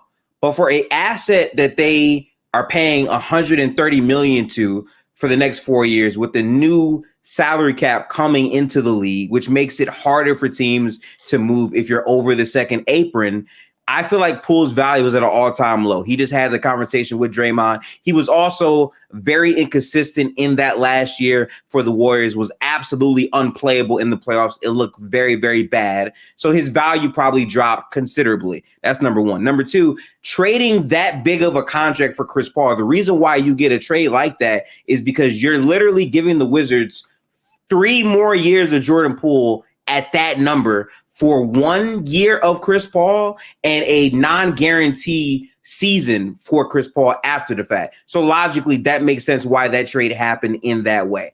The other moves, I mean, there's not really much that they could do potentially. I still think it's out for him to see how good or bad he can be in that role. I don't think he's the sole reason why this dynasty has fallen apart. Now let's get to the other things here that you said. Okay. You mentioned luck about the Golden State Warriors, right? You said because they got lucky when Kyrie Irving had gone down. This is true. I agree. I've always been of the mindset that 2015 and 2016 were inverse seasons to me, right? When the Golden State Warriors lost in 2016, I think the Cavs were extremely lucky that LeBron was able to sell what happened with Draymond and get Draymond suspended from the game where they were cooking them in that same game, right? And I think you can also speak to Andrew Bogut going down in Game 7, having to rely on Festus Ezeli in those minutes instead. Andre Iguodala having back spasms, and Steph Curry getting injured during the playoffs. I think that's a huge part of their luck, but it's fine because they won. Another area where I will agree the Warriors got lucky is where the cap was. The fact that after that finals happened, they were able to get Kevin Durant mainly happened because of the cap and the new TV deals. That's the only reason why Katie was able to join the team. And Curry's ankle problems. Yes. And that is another thing. Another part where they were lucky is they were able to have a MVP player making $12 million because of a contract he previously signed because of his ankles. That's luck. But you bringing up Kawhi Leonard getting hurt, brother, let's be so serious. If you think Kawhi being healthy was going to be 2017 Steph, 2017 Kevin Durant, then that's you. I 100% do not believe that. That roster was not equipped to beat Golden State in 7 games. Yes, they were going on a crazy run, but did you notice what the Warriors did the minute Kawhi went down? They went on a 17 run. You can say, well, that's because Kawhi's not there. The Golden State Warriors were a explosive microwave of scoring consistently that year. So even if they won that game, they would have mopped the floor with them after the fact. Then if you continue, then if you continue on, you also mentioned John Morant getting hurt. That's crazy. I remember John Morant getting hurt when the Warriors were already up 30 and he got hurt. Now, did him getting hurt? John Morant was a series? Sure. But they quite literally were beating their ass the same game he got hurt, and we're already looking like the favorites to come out of this series regardless when they stole the game in Memphis because they didn't have home court. So those are the areas that I can't say that really had too much of an impact. But guess what? Every dynasty has to have luck to be a dynasty. Winning is not guaranteed. Having your players healthy every season is not guaranteed. Having players be consistent and give you great production consistently is not guaranteed. So that doesn't really make much sense to me, those other areas you brought up. You done? Okay. Number one, Jordan Poole. This is why I kind of disagree. You can talk about the contract being overpaid, but the thing with Jordan Poole, I think it's more crucial to Jordan Poole in his game. You sat here and you believed in this guy to be a young player for your crew. And what do? Because Draymond Green literally punched the hell out of him. We got to sit here and give up on that, and that derails everything.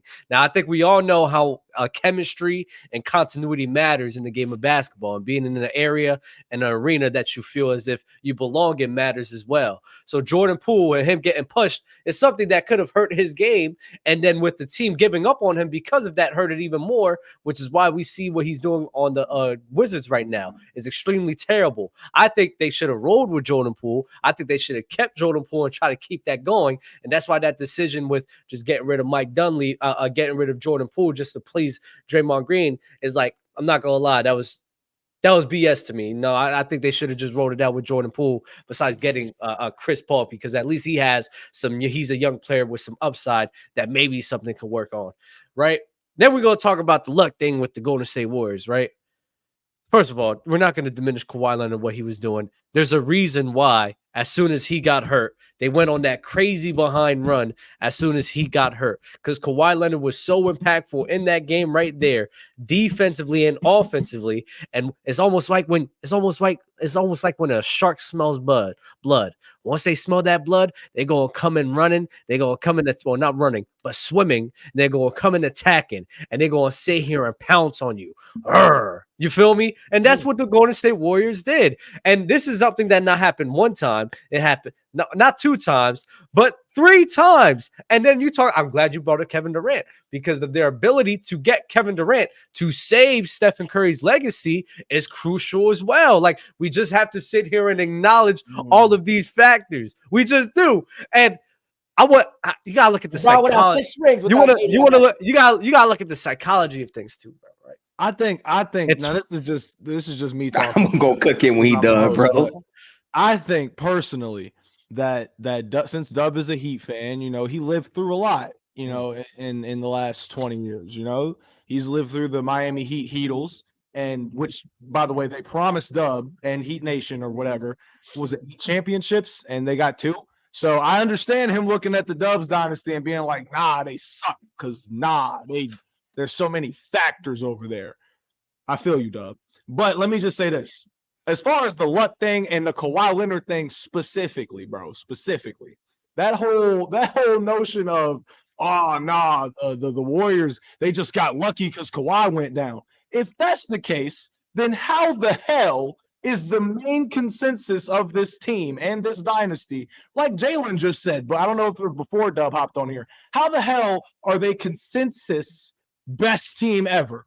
If That's a fact. If there was a team in the San Antonio Spurs that if Kawhi Leonard was there, not to let me put the camera on me because I'm cooking, and not to mention the fact that it was Kawhi being out, right? Then they say, oh, if Chris Paul wasn't out in Game 7, then the Warriors wouldn't have. So how the hell is this team? Pelicans too. Pelicans could have beat them too. Oh, keep going. Pelicans. No. Pelicans with that point. Okay. Pelicans with DeMarcus Cousins couldn't beat them, right? And I'm glad you said that because you want to know why? I think the 0-1 Lakers is the best team of all time. I think that 0-1 Lakers crew is just crazy in what they can do together. I think the Golden State Warriors. What people do with the Golden State Warriors is this, right? They see Steph, Clay, KD, Draymond, and because they won, they're like, okay, this is one of the best teams of all time, right? But I guarantee you, let's say we'll go to 2018. Mm-hmm. If 2018 happens, and if the Pelicans and the Houston Rockets are like there to compete against the Golden State Warriors, and let's say if they beat them, guess what? Oh, that's team of all time conversations. This is going to be a thing like that no more. So the winning aspect of everything matters a lot in the general consensus of what people believe. You feel me? So that's what I'm saying. So I think in 2017, if you want to say the Warriors win, sure. But the fact that we weren't even able to see how that could have transpired because a superstar Kawhi Leonard got cheated by Zaza Pachulia. I mean, let's just be honest, man. I got next. Let him go, please. So that's why, to me, talking about Golden State Warriors dynasty gets a little bit overhyped because there's a multitudes of factors that could have kept them from winning. But, it is what it is. And you know what? Since every team wins, it is what it is. But the whole concept of the Golden State Warriors, it was just such an impossible team to beat. Nobody could beat them. Let's be honest. It's a freaking lie. It's a freaking lie. It's the biggest lie ever told. They could have gotten beaten by the 2017 Spurs because they were balling, by the 2018 Pelicans with DeMarcus Cousins 80 because they could have dominated them down low and they had a great defense, and they could have gotten beaten by the Houston Rockets as well. They weren't unbeatable. They weren't unbeatable. The name of the show is from the logo. I'm gonna tell you right now. If they match up with the New Orleans Pelicans, they shooting them for sure. You can have that post play. They fire missiles all night. What we talking about? Okay. All that is fine. Let me get to Dub. Put the camera on me. You got it, brother. Dub. What I find hilarious about this conversation, it's not blurry at all. What I find so funny about this conversation, Dub, is what you're effectively saying is multiple teams, if healthy or in the position, would have beat the 2017 Warriors. What you're really saying is KD doesn't move the needle like that. If you want to make that argument. Now, me personally, I respect Kevin Durant. I think adding Kevin Durant to a 73-9 team made them unbeatable because of how they play basketball in perfect sync and continuity. If you're saying that multiple teams, if healthy, would have beat 2017 Warriors, what you're really saying is they weren't that dominant, which means how much does Kevin Durant really move the needle? Because you say all the time, well, Kevin Durant saved Steph's legacy. If we evaluate the success of Steph and KD, let's see. Who has 2 titles without the other?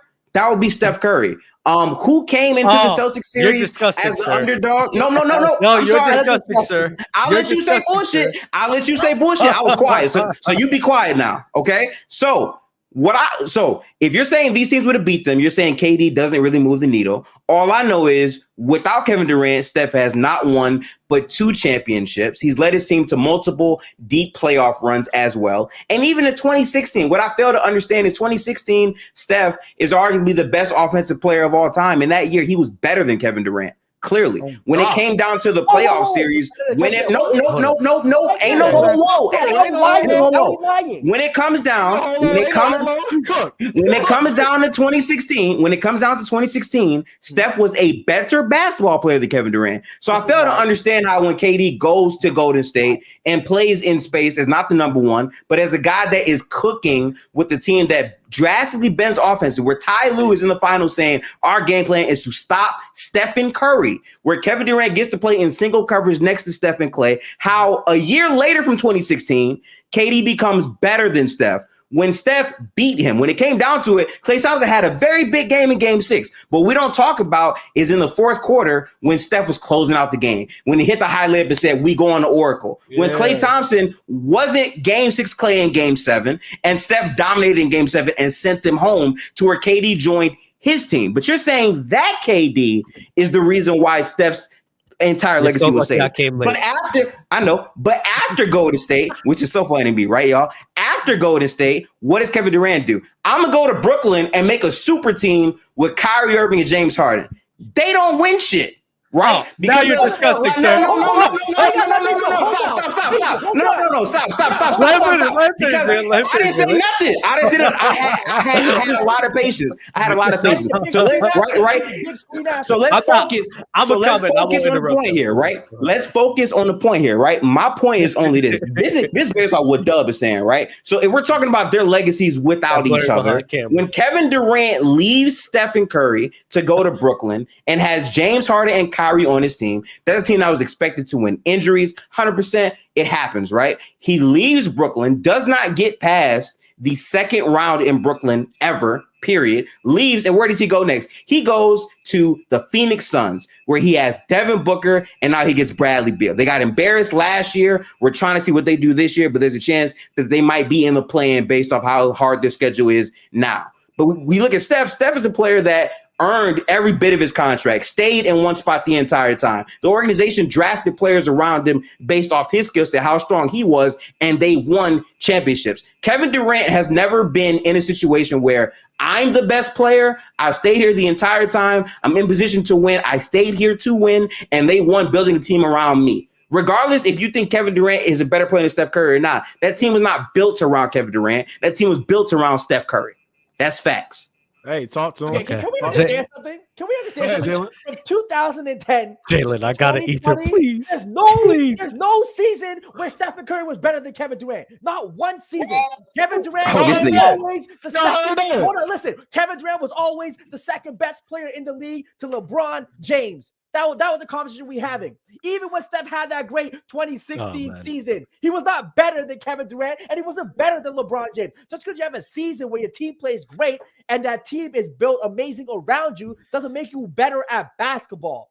Even when they beat OKC in the playoffs, the Golden State Warriors as a team beat OKC. Kevin Durant was still the best player on the floor. He's Kevin Durant, which is why, hold on. And when he joined, Hold on. When he joined the Warriors, who was the guy taking all the clutch shots? Who was the guy in the fourth quarter hitting every clutch bucket? It was Kevin Durant. We talk about Ty Lue had a game plan to stop Steph Curry. It's Ty Lue. That was probably a mistake. Clearly, it was a mistake. All right, because Kevin Durant was the guy he should have focused on. Clearly, didn't work with that. All right, Kevin Durant was the guy. Everyone knows he needs to stop the lie. Stephen Curry was never him. That guy besides Kevin Durant. Okay, hold on, please. That's your man's, dog. That's your man's. Stand on that shit, dog. Stand on that. Stand on what he said, dog. I got it. Stand on what he said, dog. So listen. I'm gonna go back to the point you said in the beginning, right? You talked about the outlook of Kevin Durant and who he is as a player and Steph. I agree. The umbrella of who KD and Steph are should be in question. We just did a tier list today. People should be more open to the idea of KG being better, D Wade being better, David Robinson being better. They should all be open to that idea of those guys being better than those players. But a lot of people don't really do it like that with those two. So you're cooking yourself there by bringing that point, because I actually agree with that point. That's been a point I've been saying for a very long time now. So you thought you had one, buddy, but you didn't have one there, sir. That's one. Two, we talk about Kevin Durant and Stephen Curry here. Jalen has a great point. They got Kevin Durant. His old teammates, if we're doing this nonsense, Stephen Curry's old teammate talked about how crucial it was to have Kevin Durant to handle ISO scenarios, to handle physicality, and to handle close game scenarios, which he did his part all throughout the playoffs that they needed desperately. And then we want to talk about Kevin Durant and Stephen Curry and everything. newsflash for everybody here. If Stephen Curry is playing next to Russ, Andre Roberson, Steven Adams, Serge Ibaka, Dion Waiters, like, bro, that terrible spacing crew that the Oklahoma City Thunder crew was and always was, I guarantee you they ain't doing nothing either. I guarantee you they are struggling immensely, especially with the coach and Billy Donovan, who was literally just sitting here like, yo, Russ, KD, y'all just do whatever y'all want with the ball in y'all hands. Go ahead. Y'all do. Y'all make it work. There ain't no system or off ball that's sitting here to make it happen like that. Not at all. There's like, no, y'all just do what you got to do. Y'all figure this out. That's what the dynamic of Russ and KD was for the whole time with a terrible spacing crew. Kevin Durant on Golden State, though, and don't get me wrong, with Stephen Curry's better. But they cooking up with KD as well. They cooking up with that. And you nasty individuals, sir. You're going to bring up the Brooklyn Nets and the Denver Nuggets and talk about them losing when you know darn well,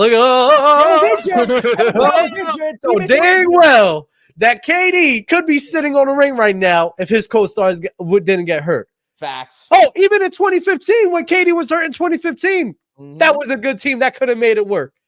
Denver, and then the Phoenix. I mean, bro, the Phoenix Suns, bro. Are you serious? They only play 8 games.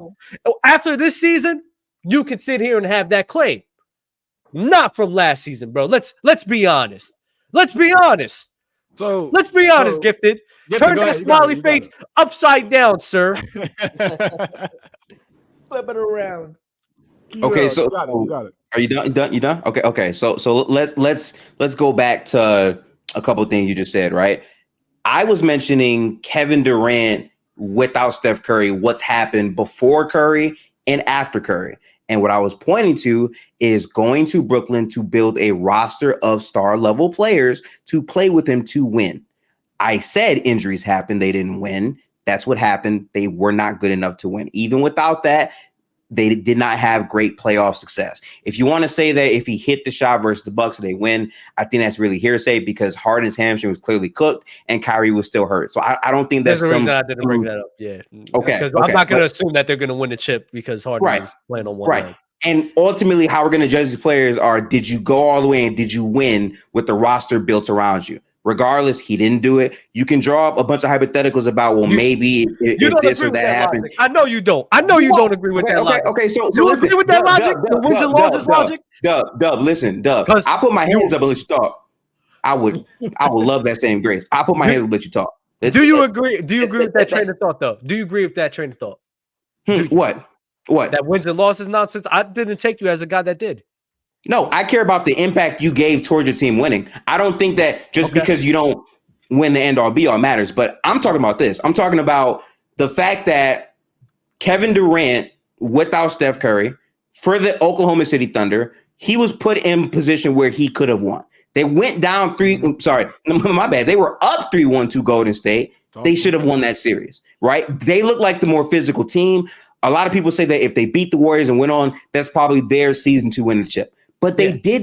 They lost that series, and a large part of it was obviously how big Klay Thompson was in Game 6. But Steph's play down the stretch in Game 6 and what he did in Game 7. People don't even mention Game 7 because they ran him off the court in Game 7. Right? They mainly mention Game 6. A Game 7 was played where Steph was spectacular and no one talks about it, right? I remember people going into Game 7 like, there's no way OKC can lose this. They were up 3-1. But no one talks about Game 7 because they were ended in historic fashion. Then you mentioned if Steph had KD's roster and KD had Steph's roster.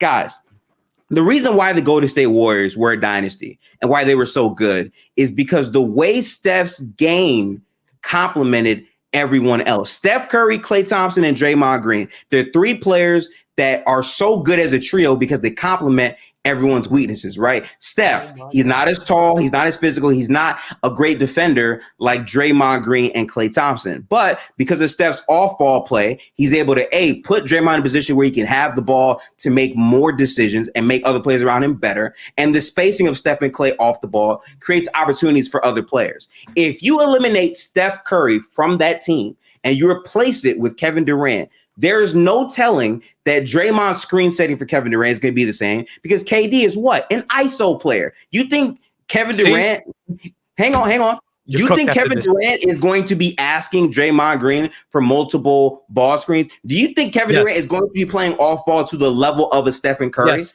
No. Okay. See, look, he said yes. No, wait. My bad. Not to the level. But I'll give you this. Okay. So again, Dub. I literally say nothing when you talk. I don't got no emotion. I'll stay on mute. You sound like you really in it for some reason, right? So look, obviously the answer to that question is no. Now, when I mentioned Steph Curry without Kevin Durant, I can point to them winning in 2015 based on the way that they raised their roster and winning. You can say, oh, well, Kyrie got hurt, injuries happen, but fine, right? The point is he won in that instance. I can also point to the Boston Celtics team, a team that looked like the best team for the most part during the regular season, a team that I vividly remember in game 3 when they blew out the Warriors. It looked like the series is going to be over. They're down 2-1. Steph looked like he got hurt at the end of game 3. In game 4, when he has the historic performance, they blow them out the gym where he's playing a defense that same postseason eliminated Kevin Durant and Giannis Antetokounmpo with the defense that they played and nullified them. But Steph was breaking that defense to where they said, damn, we can't guard him the same way. Let's guard him a different way. When they did that in game 5, what happened? They started playing 4-on-5 basketball against the Warriors and Steph Curry. And when you do that, what do? You feed into the hands of Draymond Green. You feed into the hands of the other playmakers on the Warriors and you lose. And then in game 6, what did Steph do again? Dominate him so bad in middle of the game. He's pointing at his ring finger, dog. Have you ever seen Kevin Durant in the middle of the playoffs point at his ring finger? I sure haven't, because I remember Aaron Gordon playing good defense on KD that same time with Devin Booker. Now, I'm not going to go too hard on KD on the Suns, right? Because to be fair, he got traded to that team midseason, by the way, after requesting a trade from Brooklyn because he didn't want to stick it out. He went to another team. That's fine, whatever. But he does that, they lose. They signed Bradley Beal, which is another star player trying to win this season. And you want to know what's funny, y'all? If they don't win this year, are you that surprised if KD asked out again? Let's be so real. I don't think anybody is. So when you're talking about both of these players and what they bring to the basketball game, Steph Curry is better than Kevin Durant. He was better in 2016. A year difference does not make Kevin Durant a better basketball player than Steph Curry. 2017 Steph was also a very good basketball player. And when KD went down, I'm sorry, did they still go to the finals? When they were playing James Harden and they said literally, okay, no Steph Curry, game 6, James Harden, MVP player, they're going to probably win. Steph goes scoreless in the first half, scores 33 points in the second half, and they still go to the finals? There are no excuses you have to make for Steph Curry because he won. Because he went to the final, because he did these things. But excuses have to be made for Kevin Durant because of the aesthetic of his game as a 7-foot elite scorer. There aren't excuses that have to be made for Curry, but there's what ifs you have to make 50 times every argument. Well, if we look at both of their careers, this is the reason for that. We look at both of their careers. Number one, talking about going to the finals. Well, KD did go to the finals as well.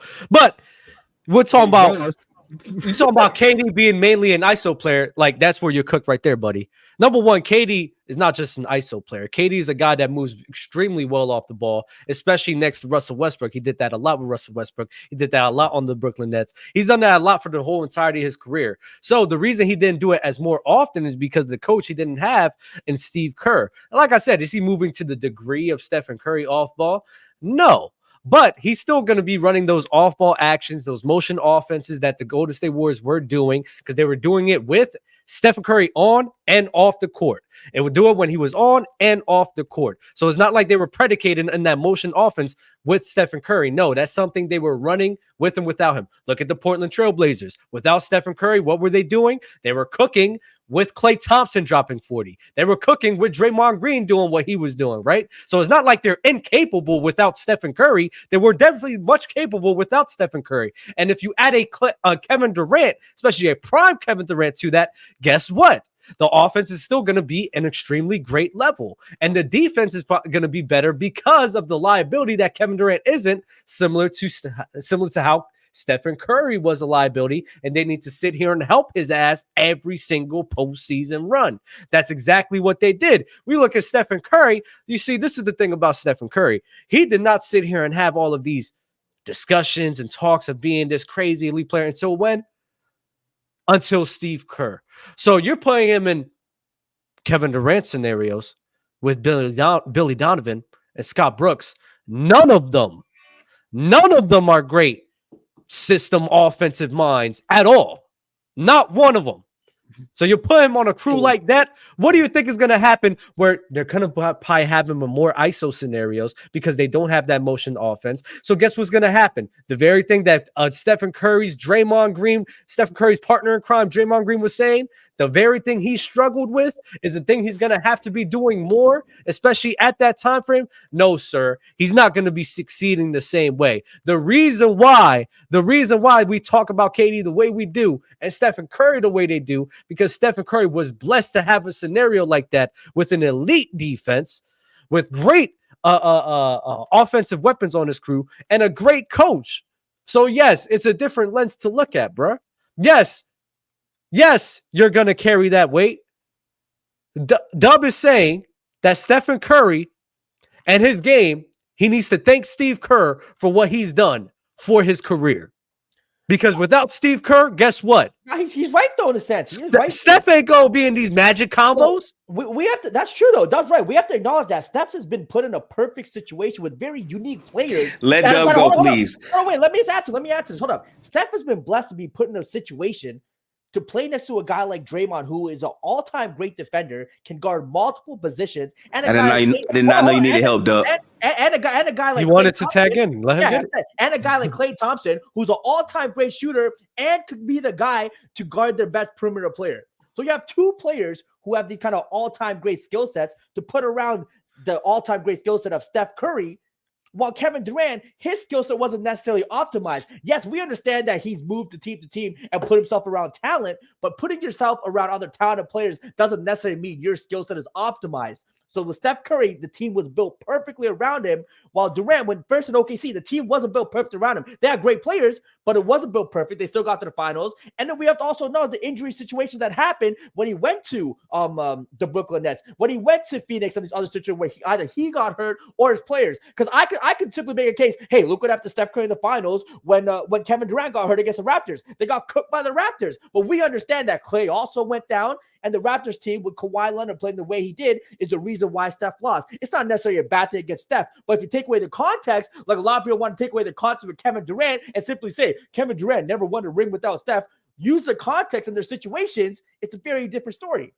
And last thing, let's not act as if the whole entire thing is last thing, because nobody's blaming Steph for having teammates. But when you're sitting here giving him all of this crazy credit for being the engine of this system, which he does deserve credit for, but to act as if or to insinuate as if the players aren't good without Steph or the system isn't optimized without Steph, well, that's not true, because we've seen how they was cooking the Portland Trailblazers. We've seen how they was cooking the Houston Rockets without Stephen Curry. So how can you even say that when we've seen evidence of them doing that without Steph? Doesn't make sense to me. Okay.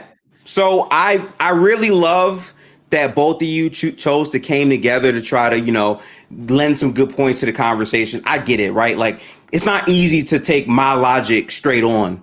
I feel that, Doug, right? So let's get to some things you guys said, right? You guys mentioned KD never being in a position that truly optimized his skills. I can actually agree, because I think for a lot of those OKC teams, they had non-spacers. They didn't really all the way value his skill set. I think that's fair. But to go from that argument and then jump to he would also make the Warriors better than with Steph, I'm pretty sure Draymond Green and Klay Thompson would be better optimized around Steph Curry than Durant. I'm sorry, like, who said it's that? Crazy. It's crazy how I literally say that. No one said that. Okay, so like, it's crazy how when I speak and y'all say wrong things, I stay on mute for my time. But y'all want to come off. Hang on, you got to come off. You got to address. Hang on. No. You talk about something that I didn't say. I should address it when I'm quiet when you're speaking. I let y'all say a lot of wrong shit. But Gifted, you said you saying something that I didn't say. And y'all in chat. I said everything that you said. Did you or did you not say that Kevin Durant with Klay Thompson and Draymond Green would basically have the same success as with Steph Curry? Is it not what you were talking about? I think they could succeed the same way. I didn't say they would be better. Okay. Okay, so you said that they could succeed the same way. All right, now can I finish my point without being interrupted again? Because I never interrupt y'all. Okay. No, you just can't sit here and say something that I didn't say. But like again, when y'all did that, I stayed on mute, so I would like that same respect. But if I say something that you said is wrong, I want you to correct me as well. Okay, well then next time I'll do that. I didn't. I chose to just all the way be on mute. Now let's get back to the talks, right? Kevin Durant does not make Klay Thompson and Draymond Green better than Steph does. He simply does not. Steph runs off the ball for a lot of his game. Kevin Durant is a great off-ball player, but like you just admitted a couple sentences ago, KD is not the level of off-ball player that Steph is. Steph is a ball handler who can give it up so you can operate in the pick and roll consistently with Draymond Green. We've seen Kevin Durant in multiple postseason runs not be viable all the time in terms of being off ball. His best skill set is having the ball in his hands, being able to go at a defense and score the basketball. He can operate pick and roll, sure, but he will not elevate his teammates to the level that a Steph Curry will, because Steph is sacrificing by being off the ball for Draymond. Draymond can run the point forward role and whatnot because Steph is able to get off the peel, let Draymond have it, and elevate his game with his IQ and his decision making. Klay Thompson gets a chance to roam off ball with Steph Curry and create havoc based on how they play. If Kevin Durant is on the floor, 9 times out of 10, offenses are going to try to get Kevin Durant at his spots where he can post up, be at the top or whatever. There's nothing like that in Steph's game. It's more, I'm just going to run around. I'm going to call occasional isolations. And when it comes down to closing out games, I'm going to run a high pick and roll with Draymond Green. That's going to be our go-to action. We're going to win games off of that. That is not what Kevin Durant would do in the same situation. So I don't believe that he would have the same amount of success as we saw in Golden State with Steph, Draymond, and Klay Thompson. Also, Steph is just a way more portable player than Kevin Durant. I get how portable Kevin Durant is in terms of being able to drop down and score 25, but Steph, the reason why KD joined Steph is he knew he could play and get his stuff off with Steph Curry on the floor. He knew that. That's the level of player that Stephen Curry is. And again, what I fail to understand is how we can prop Kevin Durant to that level, but then you yourself think that if multiple teams were healthy or present during 2017, they would have lost. When Kevin Durant joined that team, they were a unguardable, unbeatable team. Because when you have Steph Curry and Klay Thompson running off the ball, and you have Kevin Durant in single coverage, there is no answer. Because you have a Klay Thompson pull up, you have a Kevin Durant pull up, and you also have the KD Steph pick and roll, which they barely went to it during the regular season. But when they did it in the postseason, it was a unguardable action. Because Kevin Durant's best asset is not his off-ball play, is not yielding the ball to Draymond Green. It's having the ball in his hands to score, because he is a flat-out scorer. That is his best ability. I'm not saying he can only score, but when you're utilizing Kevin Durant, if you're trying to build a championship team around Kevin Durant, you're going to him as the scorer, not the main ball handler, not the guy to operate in pick and rolls. Even in Oklahoma City, when Kevin Durant was still having success, it was with Russell Westbrook as his ball handler. So Kevin Durant didn't have to do it for the entire game. Why else do you think that when he went to Brooklyn with Kyrie and James Harden, why they had success? Because James Harden functionally was the ball handler. Kyrie Irving was more so the two guard, like a Klay Thompson is, and they were having success with that. If you take Steph Curry off the floor and you say Kevin Durant do the same thing, are they going to have success? Gee, we saw that when Steph got hurt, and what was their record? It was not a great record without Steph Curry, and that's in the years where Kevin Durant was with Steph Curry. So I don't know what else you're leaning on to say that would give you a lot of success. It would not, and it's been shown through that sample size, and off the eye test, that should be a given. Let me just say this. Yeah. Okay. Go ahead, Dub. All right. I'm just going to say this because we got to wrap up soon. Dub, I want you to get your final point off, though. Go ahead. Oh, yeah. All I was going to say was a lot of what Gifted said was just BS, because for you to sit here, for you to just sit here and assume that, Kevin Durant, and like I said, you want to say he's not to the level of Steph offensively, sure. But when we sit here and seeing Draymond Green and Klay Thompson put up 110 plus, the team put up 110 plus, put 120 plus, put 115 plus in the postseason without Stephen Curry in multiple games and multiple scenarios, for you to sit here and assume that Kevin Durant, who is a tremendous portable and tremendous off-ball player, like he was doing like he showed with Russ, like he's shown with the Brooklyn Nets, for him to be in a motion system which that benefits his game, where you have Draymond Green passing the ball, him working off screens, which is kind of what he was doing on OKC as well, just not to that degree. We had a Klay Thompson and Draymond Green solo without, and this is why I say Stephen Curry just gets way too much credit because people just look at his scoring and look at what the gravity that he causes and assume that that he is the only person making this work. No, it's not true. You have Klay Thompson, a hooper, making things work. You have a bench like Sean Livingston coming off the bench, putting in work. Andre Iguodala coming off the bench, putting in work. Draymond Green, playmaker for his guys, putting in work. Man, dude, you want me to get to the bigs? Maurice Spates off the bench, putting in work. So like I said, Kevin Durant, and like I said, Stephen Curry and the whole motion that he does is tremendous.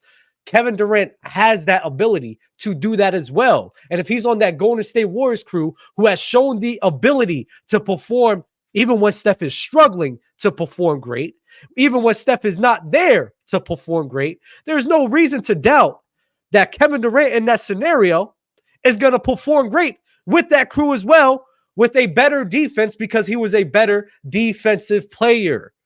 You don't want to listen to the facts. I'm giving you the facts of what they did in their careers. That's just what it is.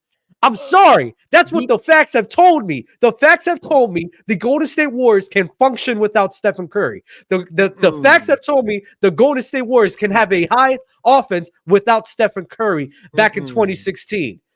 And if Kevin Durant's on that crew, guess what's going to happen? They're going to be cooking the league too.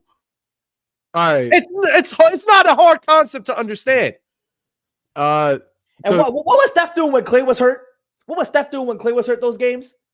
Okay. What was Steph doing? I cannot believe. Steph can't carry a team like Kevin Durant can. We've seen Kevin Durant. Relax. Okay, now that Jalen said that, I'm not going to be on mute no more. I was going to stay on mute. I was going to stay on mute. But the fact that Jalen asked us a question about what Steph did without Klay Thompson, right? During the 2021 season where they were one of the worst rosters in the NBA, he almost led them to the playoffs. He got hurt towards the end. When he was on the floor, they had a top 4 offense. Without him, it was the worst in the league. But wait, the next season, without Klay Thompson, they went 18-0 to start the year and won a championship the first year he came back. You don't know what you're talking about. You're casual. You are a casual, and it's okay. Just admit it. It's fine. It's fine. You just said though. I'm lying. So he didn't go 18-0. So he did not go 18-0 without Klay Thompson. Dub. That's your man's dub. That's your man's. That's your man's dub. What happened the year before? Did they make a deep run in the playoffs? I literally told you what happened the year before. You don't listen though. I don't know what you want me to do. He didn't win. You were talking about wins and losses. He didn't win. They weren't gonna win with that roster without Klay Thompson. So I don't. Okay, so he needed Klay Thompson. You put Kevin Durant on that roster. Oh, you mean he needed another capable player to play all? Yeah, I'll say this. I would agree. You put Kevin Durant on that team, he's making the playoffs. Ain't no playing for Kevin Durant on that Warriors team. He'll be all right. With rookie Jordan Poole and D'Angelo Russell. Yes, because Kevin Durant. I don't gotta say nothing. Let me just say this. Kevin Durant. I never see someone cook themselves. That's hilarious. If we wanted to go off of recency bias, I always love going back to 2022. Don't know about y'all, but Boston had the number 1 defense in the league going into the postseason, right? They match up with the Brooklyn Nets and Jalen. Kevin Durant had his worst playoff series of his career. Fast forward, the Boston happens. This happens. No. Stop right there. Jalen says it happens. If that's Steph, oh my God, how can Steph play that bad? KD has his worst playoffs ever. It happens. It happens, y'all. It happens. Meanwhile, fast forward to June. I'm crying. Steph Curry has his greatest finals appearance against the best defense in the NBA. That same defense that had Kevin Durant getting the double teams and all that, and Jalen told me him deck the hall special. Who had more help? Bro, you literally saw KD say no. You literally heard KD say in the post game, "I'm confused. The Boston defense is confusing. Sometimes they pinch. I don't know what to do. It's confusing. It confuses me." Hold on, Jalen. I want to say this. I'm confused, dog. I'm confused. Jalen, please. Jalen, please let me say this. Because I could explain that. I ain't gonna lie, Dub. You chose the wrong partner. No, listen. I didn't That's choose your it. He fault, just bro. chose. That's your fault. You chose the wrong partner. Y'all two not enough. Go pull up a third or something. Y'all not enough, bro. Jalen, can I explain that though? Can I explain that though? Hold up. Jordan Poole was having the series. He was cooking. Andrew Wiggins was balling out. Kevin Durant. They had to focus on Kevin Durant. Jordan Poole in the finals. He was cooking in the finals. He was cooking in the finals. Not necessarily the finals. They still have to respect Jordan Poole. We're talking about the finals. You said he was cooking. No. I'm not gonna let you backtrack. You said Jordan Poole was cooking. Let's stand on that. Why was he cooking? Why was Jordan Poole cooking? Let's stand on that. Yo, Zizi, can I say one thing? One last thing. We'll wrap it up. We'll wrap it up as soon as we can. I just want to say in the playoffs, so they still have to focus on the finals. He had a bad shooting series, sure, but they still have to respect. We were only talking about the finals. You said he cooked. It's not about respect. Did he cook or not? We're talking about defensive potential. Who got more defensive potential? KD or why did you say Jordan Poole? Answer the question. Listen, I don't care what you got to say. I'm focused on what you did say. You said Jordan Poole cooked. He did not cook. You literally said Jordan Poole. I want to say this. Yeah, hold on, Jalen. I want to say this to explain that Nets series. This is why I talk about its importance of coaching, because Steve Nash is a terrorist, and even you can agree. They had they had an offense that was easy to scheme against, which is why it was so easy to game plan against Kevin Durant, because they sat here and just was like top of the key Kevin Durant ISOs. So he was just helping. As soon as KD passed, they'll go rotate, and then that's it. No motion and no nothing at all. Golden State Warriors, at least they had some motion. At least they had some cutting lanes. At least they were still respecting Clay a bit. The drop coverage. You want to know what's crazy though? Dub. You're right. You're 100% right what you say. But you know what's so funny though? I remember watching the series before any ball was played. They got KD and Kyrie Irving. The Celtics, they're gonna beat the Celtics. Game 1. Okay, KD played bad. He's not gonna do this back to back. KD back to back does it back to back. Okay, listen. I know they're down 0-2. There's no way. Kevin Durant plays bad 3 games straight. Absolutely. And then game 4 has his best performance, but the series is over at that point. And that goes to the misevaluation and that goes to the masses being wrong about the value of how important a coach is to a team. Or maybe they overrated who they thought KD was. Because I agree they were not going to win the series, but I don't think anyone came in thinking Kevin Durant was going to underperform to that level, especially when game by game, I'm hearing that's the worst I've ever seen KD play. And then he follows it up with 6 turnovers, with 7 turnovers, because his decision making against an elite defense was hard. Again, I'm not asking KD to win. I'm asking you to not shoot buku inefficient from the field. I'm asking you to not have 7 or 8 turnovers in the game, because last year versus the Lakers, the Golden State Warriors, Jordan Poole, unplayable. Klay Thompson, worst playoff series he's had in quite some time. And Steph Curry, while he was inefficient in that playoff run by his standards, he was not as bad as KD versus the Celtics. And you know what's so funny about this? When Stephen Curry's going through a similar of lack of roster and lack of continuity, what happens against the Lakers? They shit on Steph Curry. They crapped on. They don't shit on Kevin Durant. We go to Steve Nash how bad of a coach he was for Kevin Durant, but we shit on Steph. But gifted. But this is the difference between me and everybody, because people who are crapping on Steph, I sat here and said, y'all are wrong for doing that to Steph, because he had literally nobody there to help him.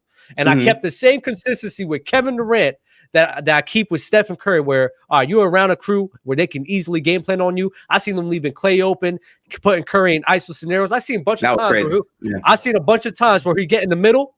He'll get in the middle of the in the mid-range area, right?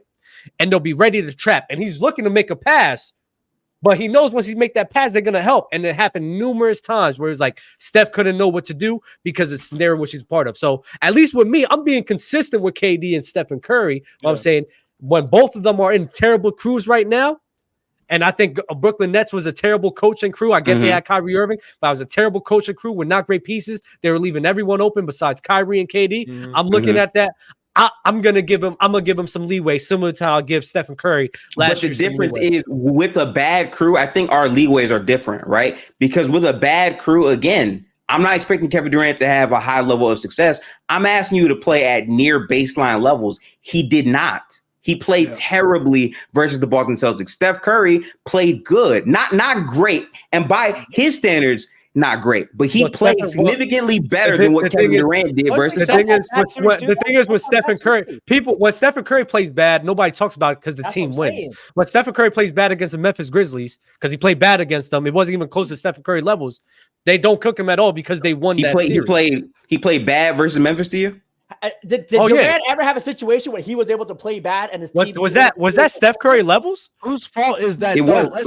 Let's stop. Can we stop with this notion of like I understand? Oh, damn, it's where 8:04. Doug is coming from. It is. Yeah, We gotta wrap this up. Yeah. We're gonna wrap this up. We're gonna wrap this up right now. I'm gonna say this is my last point. For Kevin Durant supporters or Kevin or Durant sexuals, whatever you want to call them, I get it. I understand. KD hasn't had the same help as Steph. KD hasn't when you're comparing him to Steph Curry, of course. Whose fault is that? KD could have won multiple more championships had he not been offended that Draymond didn't pass him the ball in a regular season game against the Clippers. However, like Gifted said, KD said, y'all lying. not to mention the fact that KD was apparently upset that he wasn't receiving the same love as Steph Curry in Golden State. That was never going to happen. But what did Kevin Durant do? Like Gifted said, since I just won a championship with Steph and Clay and Dre, let me go get my boy Kyrie. Yeah, we can do it. Come on. A coach. Shit. Steve, come here. You good. You look like you know what you're doing. Come here. What are we doing? Kevin Durant put all of the then got hard. And then James. Yeah, you tired of Houston. Yeah, bro. Come on, bro. Let's run it back.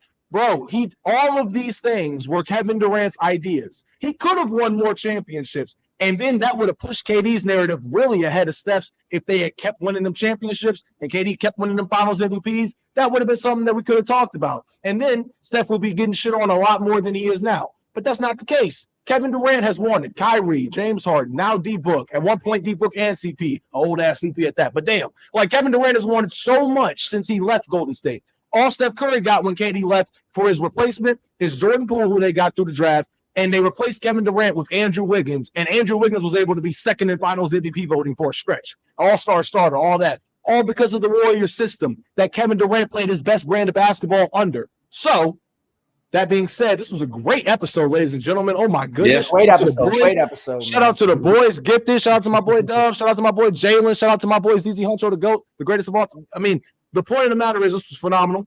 Episode 2 coming at you on Thursday, ladies and gentlemen, and it's been definitely great. Tap in Thursday, people. We appreciate all the support. Make sure to like the video. You can follow me at Gifted Hoops on YouTube, Twitter, Gifted Hoops _. I'm pretty sure Dub and Jalen as the duo will come together, make a group channel where they can tag team and really work on their basketball debates together to have a bit more chemistry going into their next matchup with me. But hey, Chad, I know a lot of lying was going on today by my guy Gifted. He's still cool. A lot of lying on Steph Curry. People be lying on Steph. Steph gets the most passes out of any player, really. People don't be keeping holding Steph Curry accountable. A lot of lying was going on, but it's cool. Like we said, we cooking ZZ, we cooking Gifted, we cook Dub daily sometimes, whether it's on the panel or on the gym. You know what I mean? It's a regular occurrence, baby. It's a regular occurrence. Talk to him, Jalen. Talk to him. Tune in Thursday. More of a cook section. More stir fry coming up Thursday, man. Yeah, just remember KD gets cooked more for his flaws than Stephen Curry. Facts. And Florida Chill is next. Florida Chill is next. Curry loses to the Lakers and isn't efficient against Grizzlies. Oh, yeah, also tap into the playback for Players' Choice. There will be a game tonight, Mavericks versus Indiana near like 8:30 or something like that. Make sure to tap in there, but we do got to go. So peace, y'all. Y'all be good. Peace.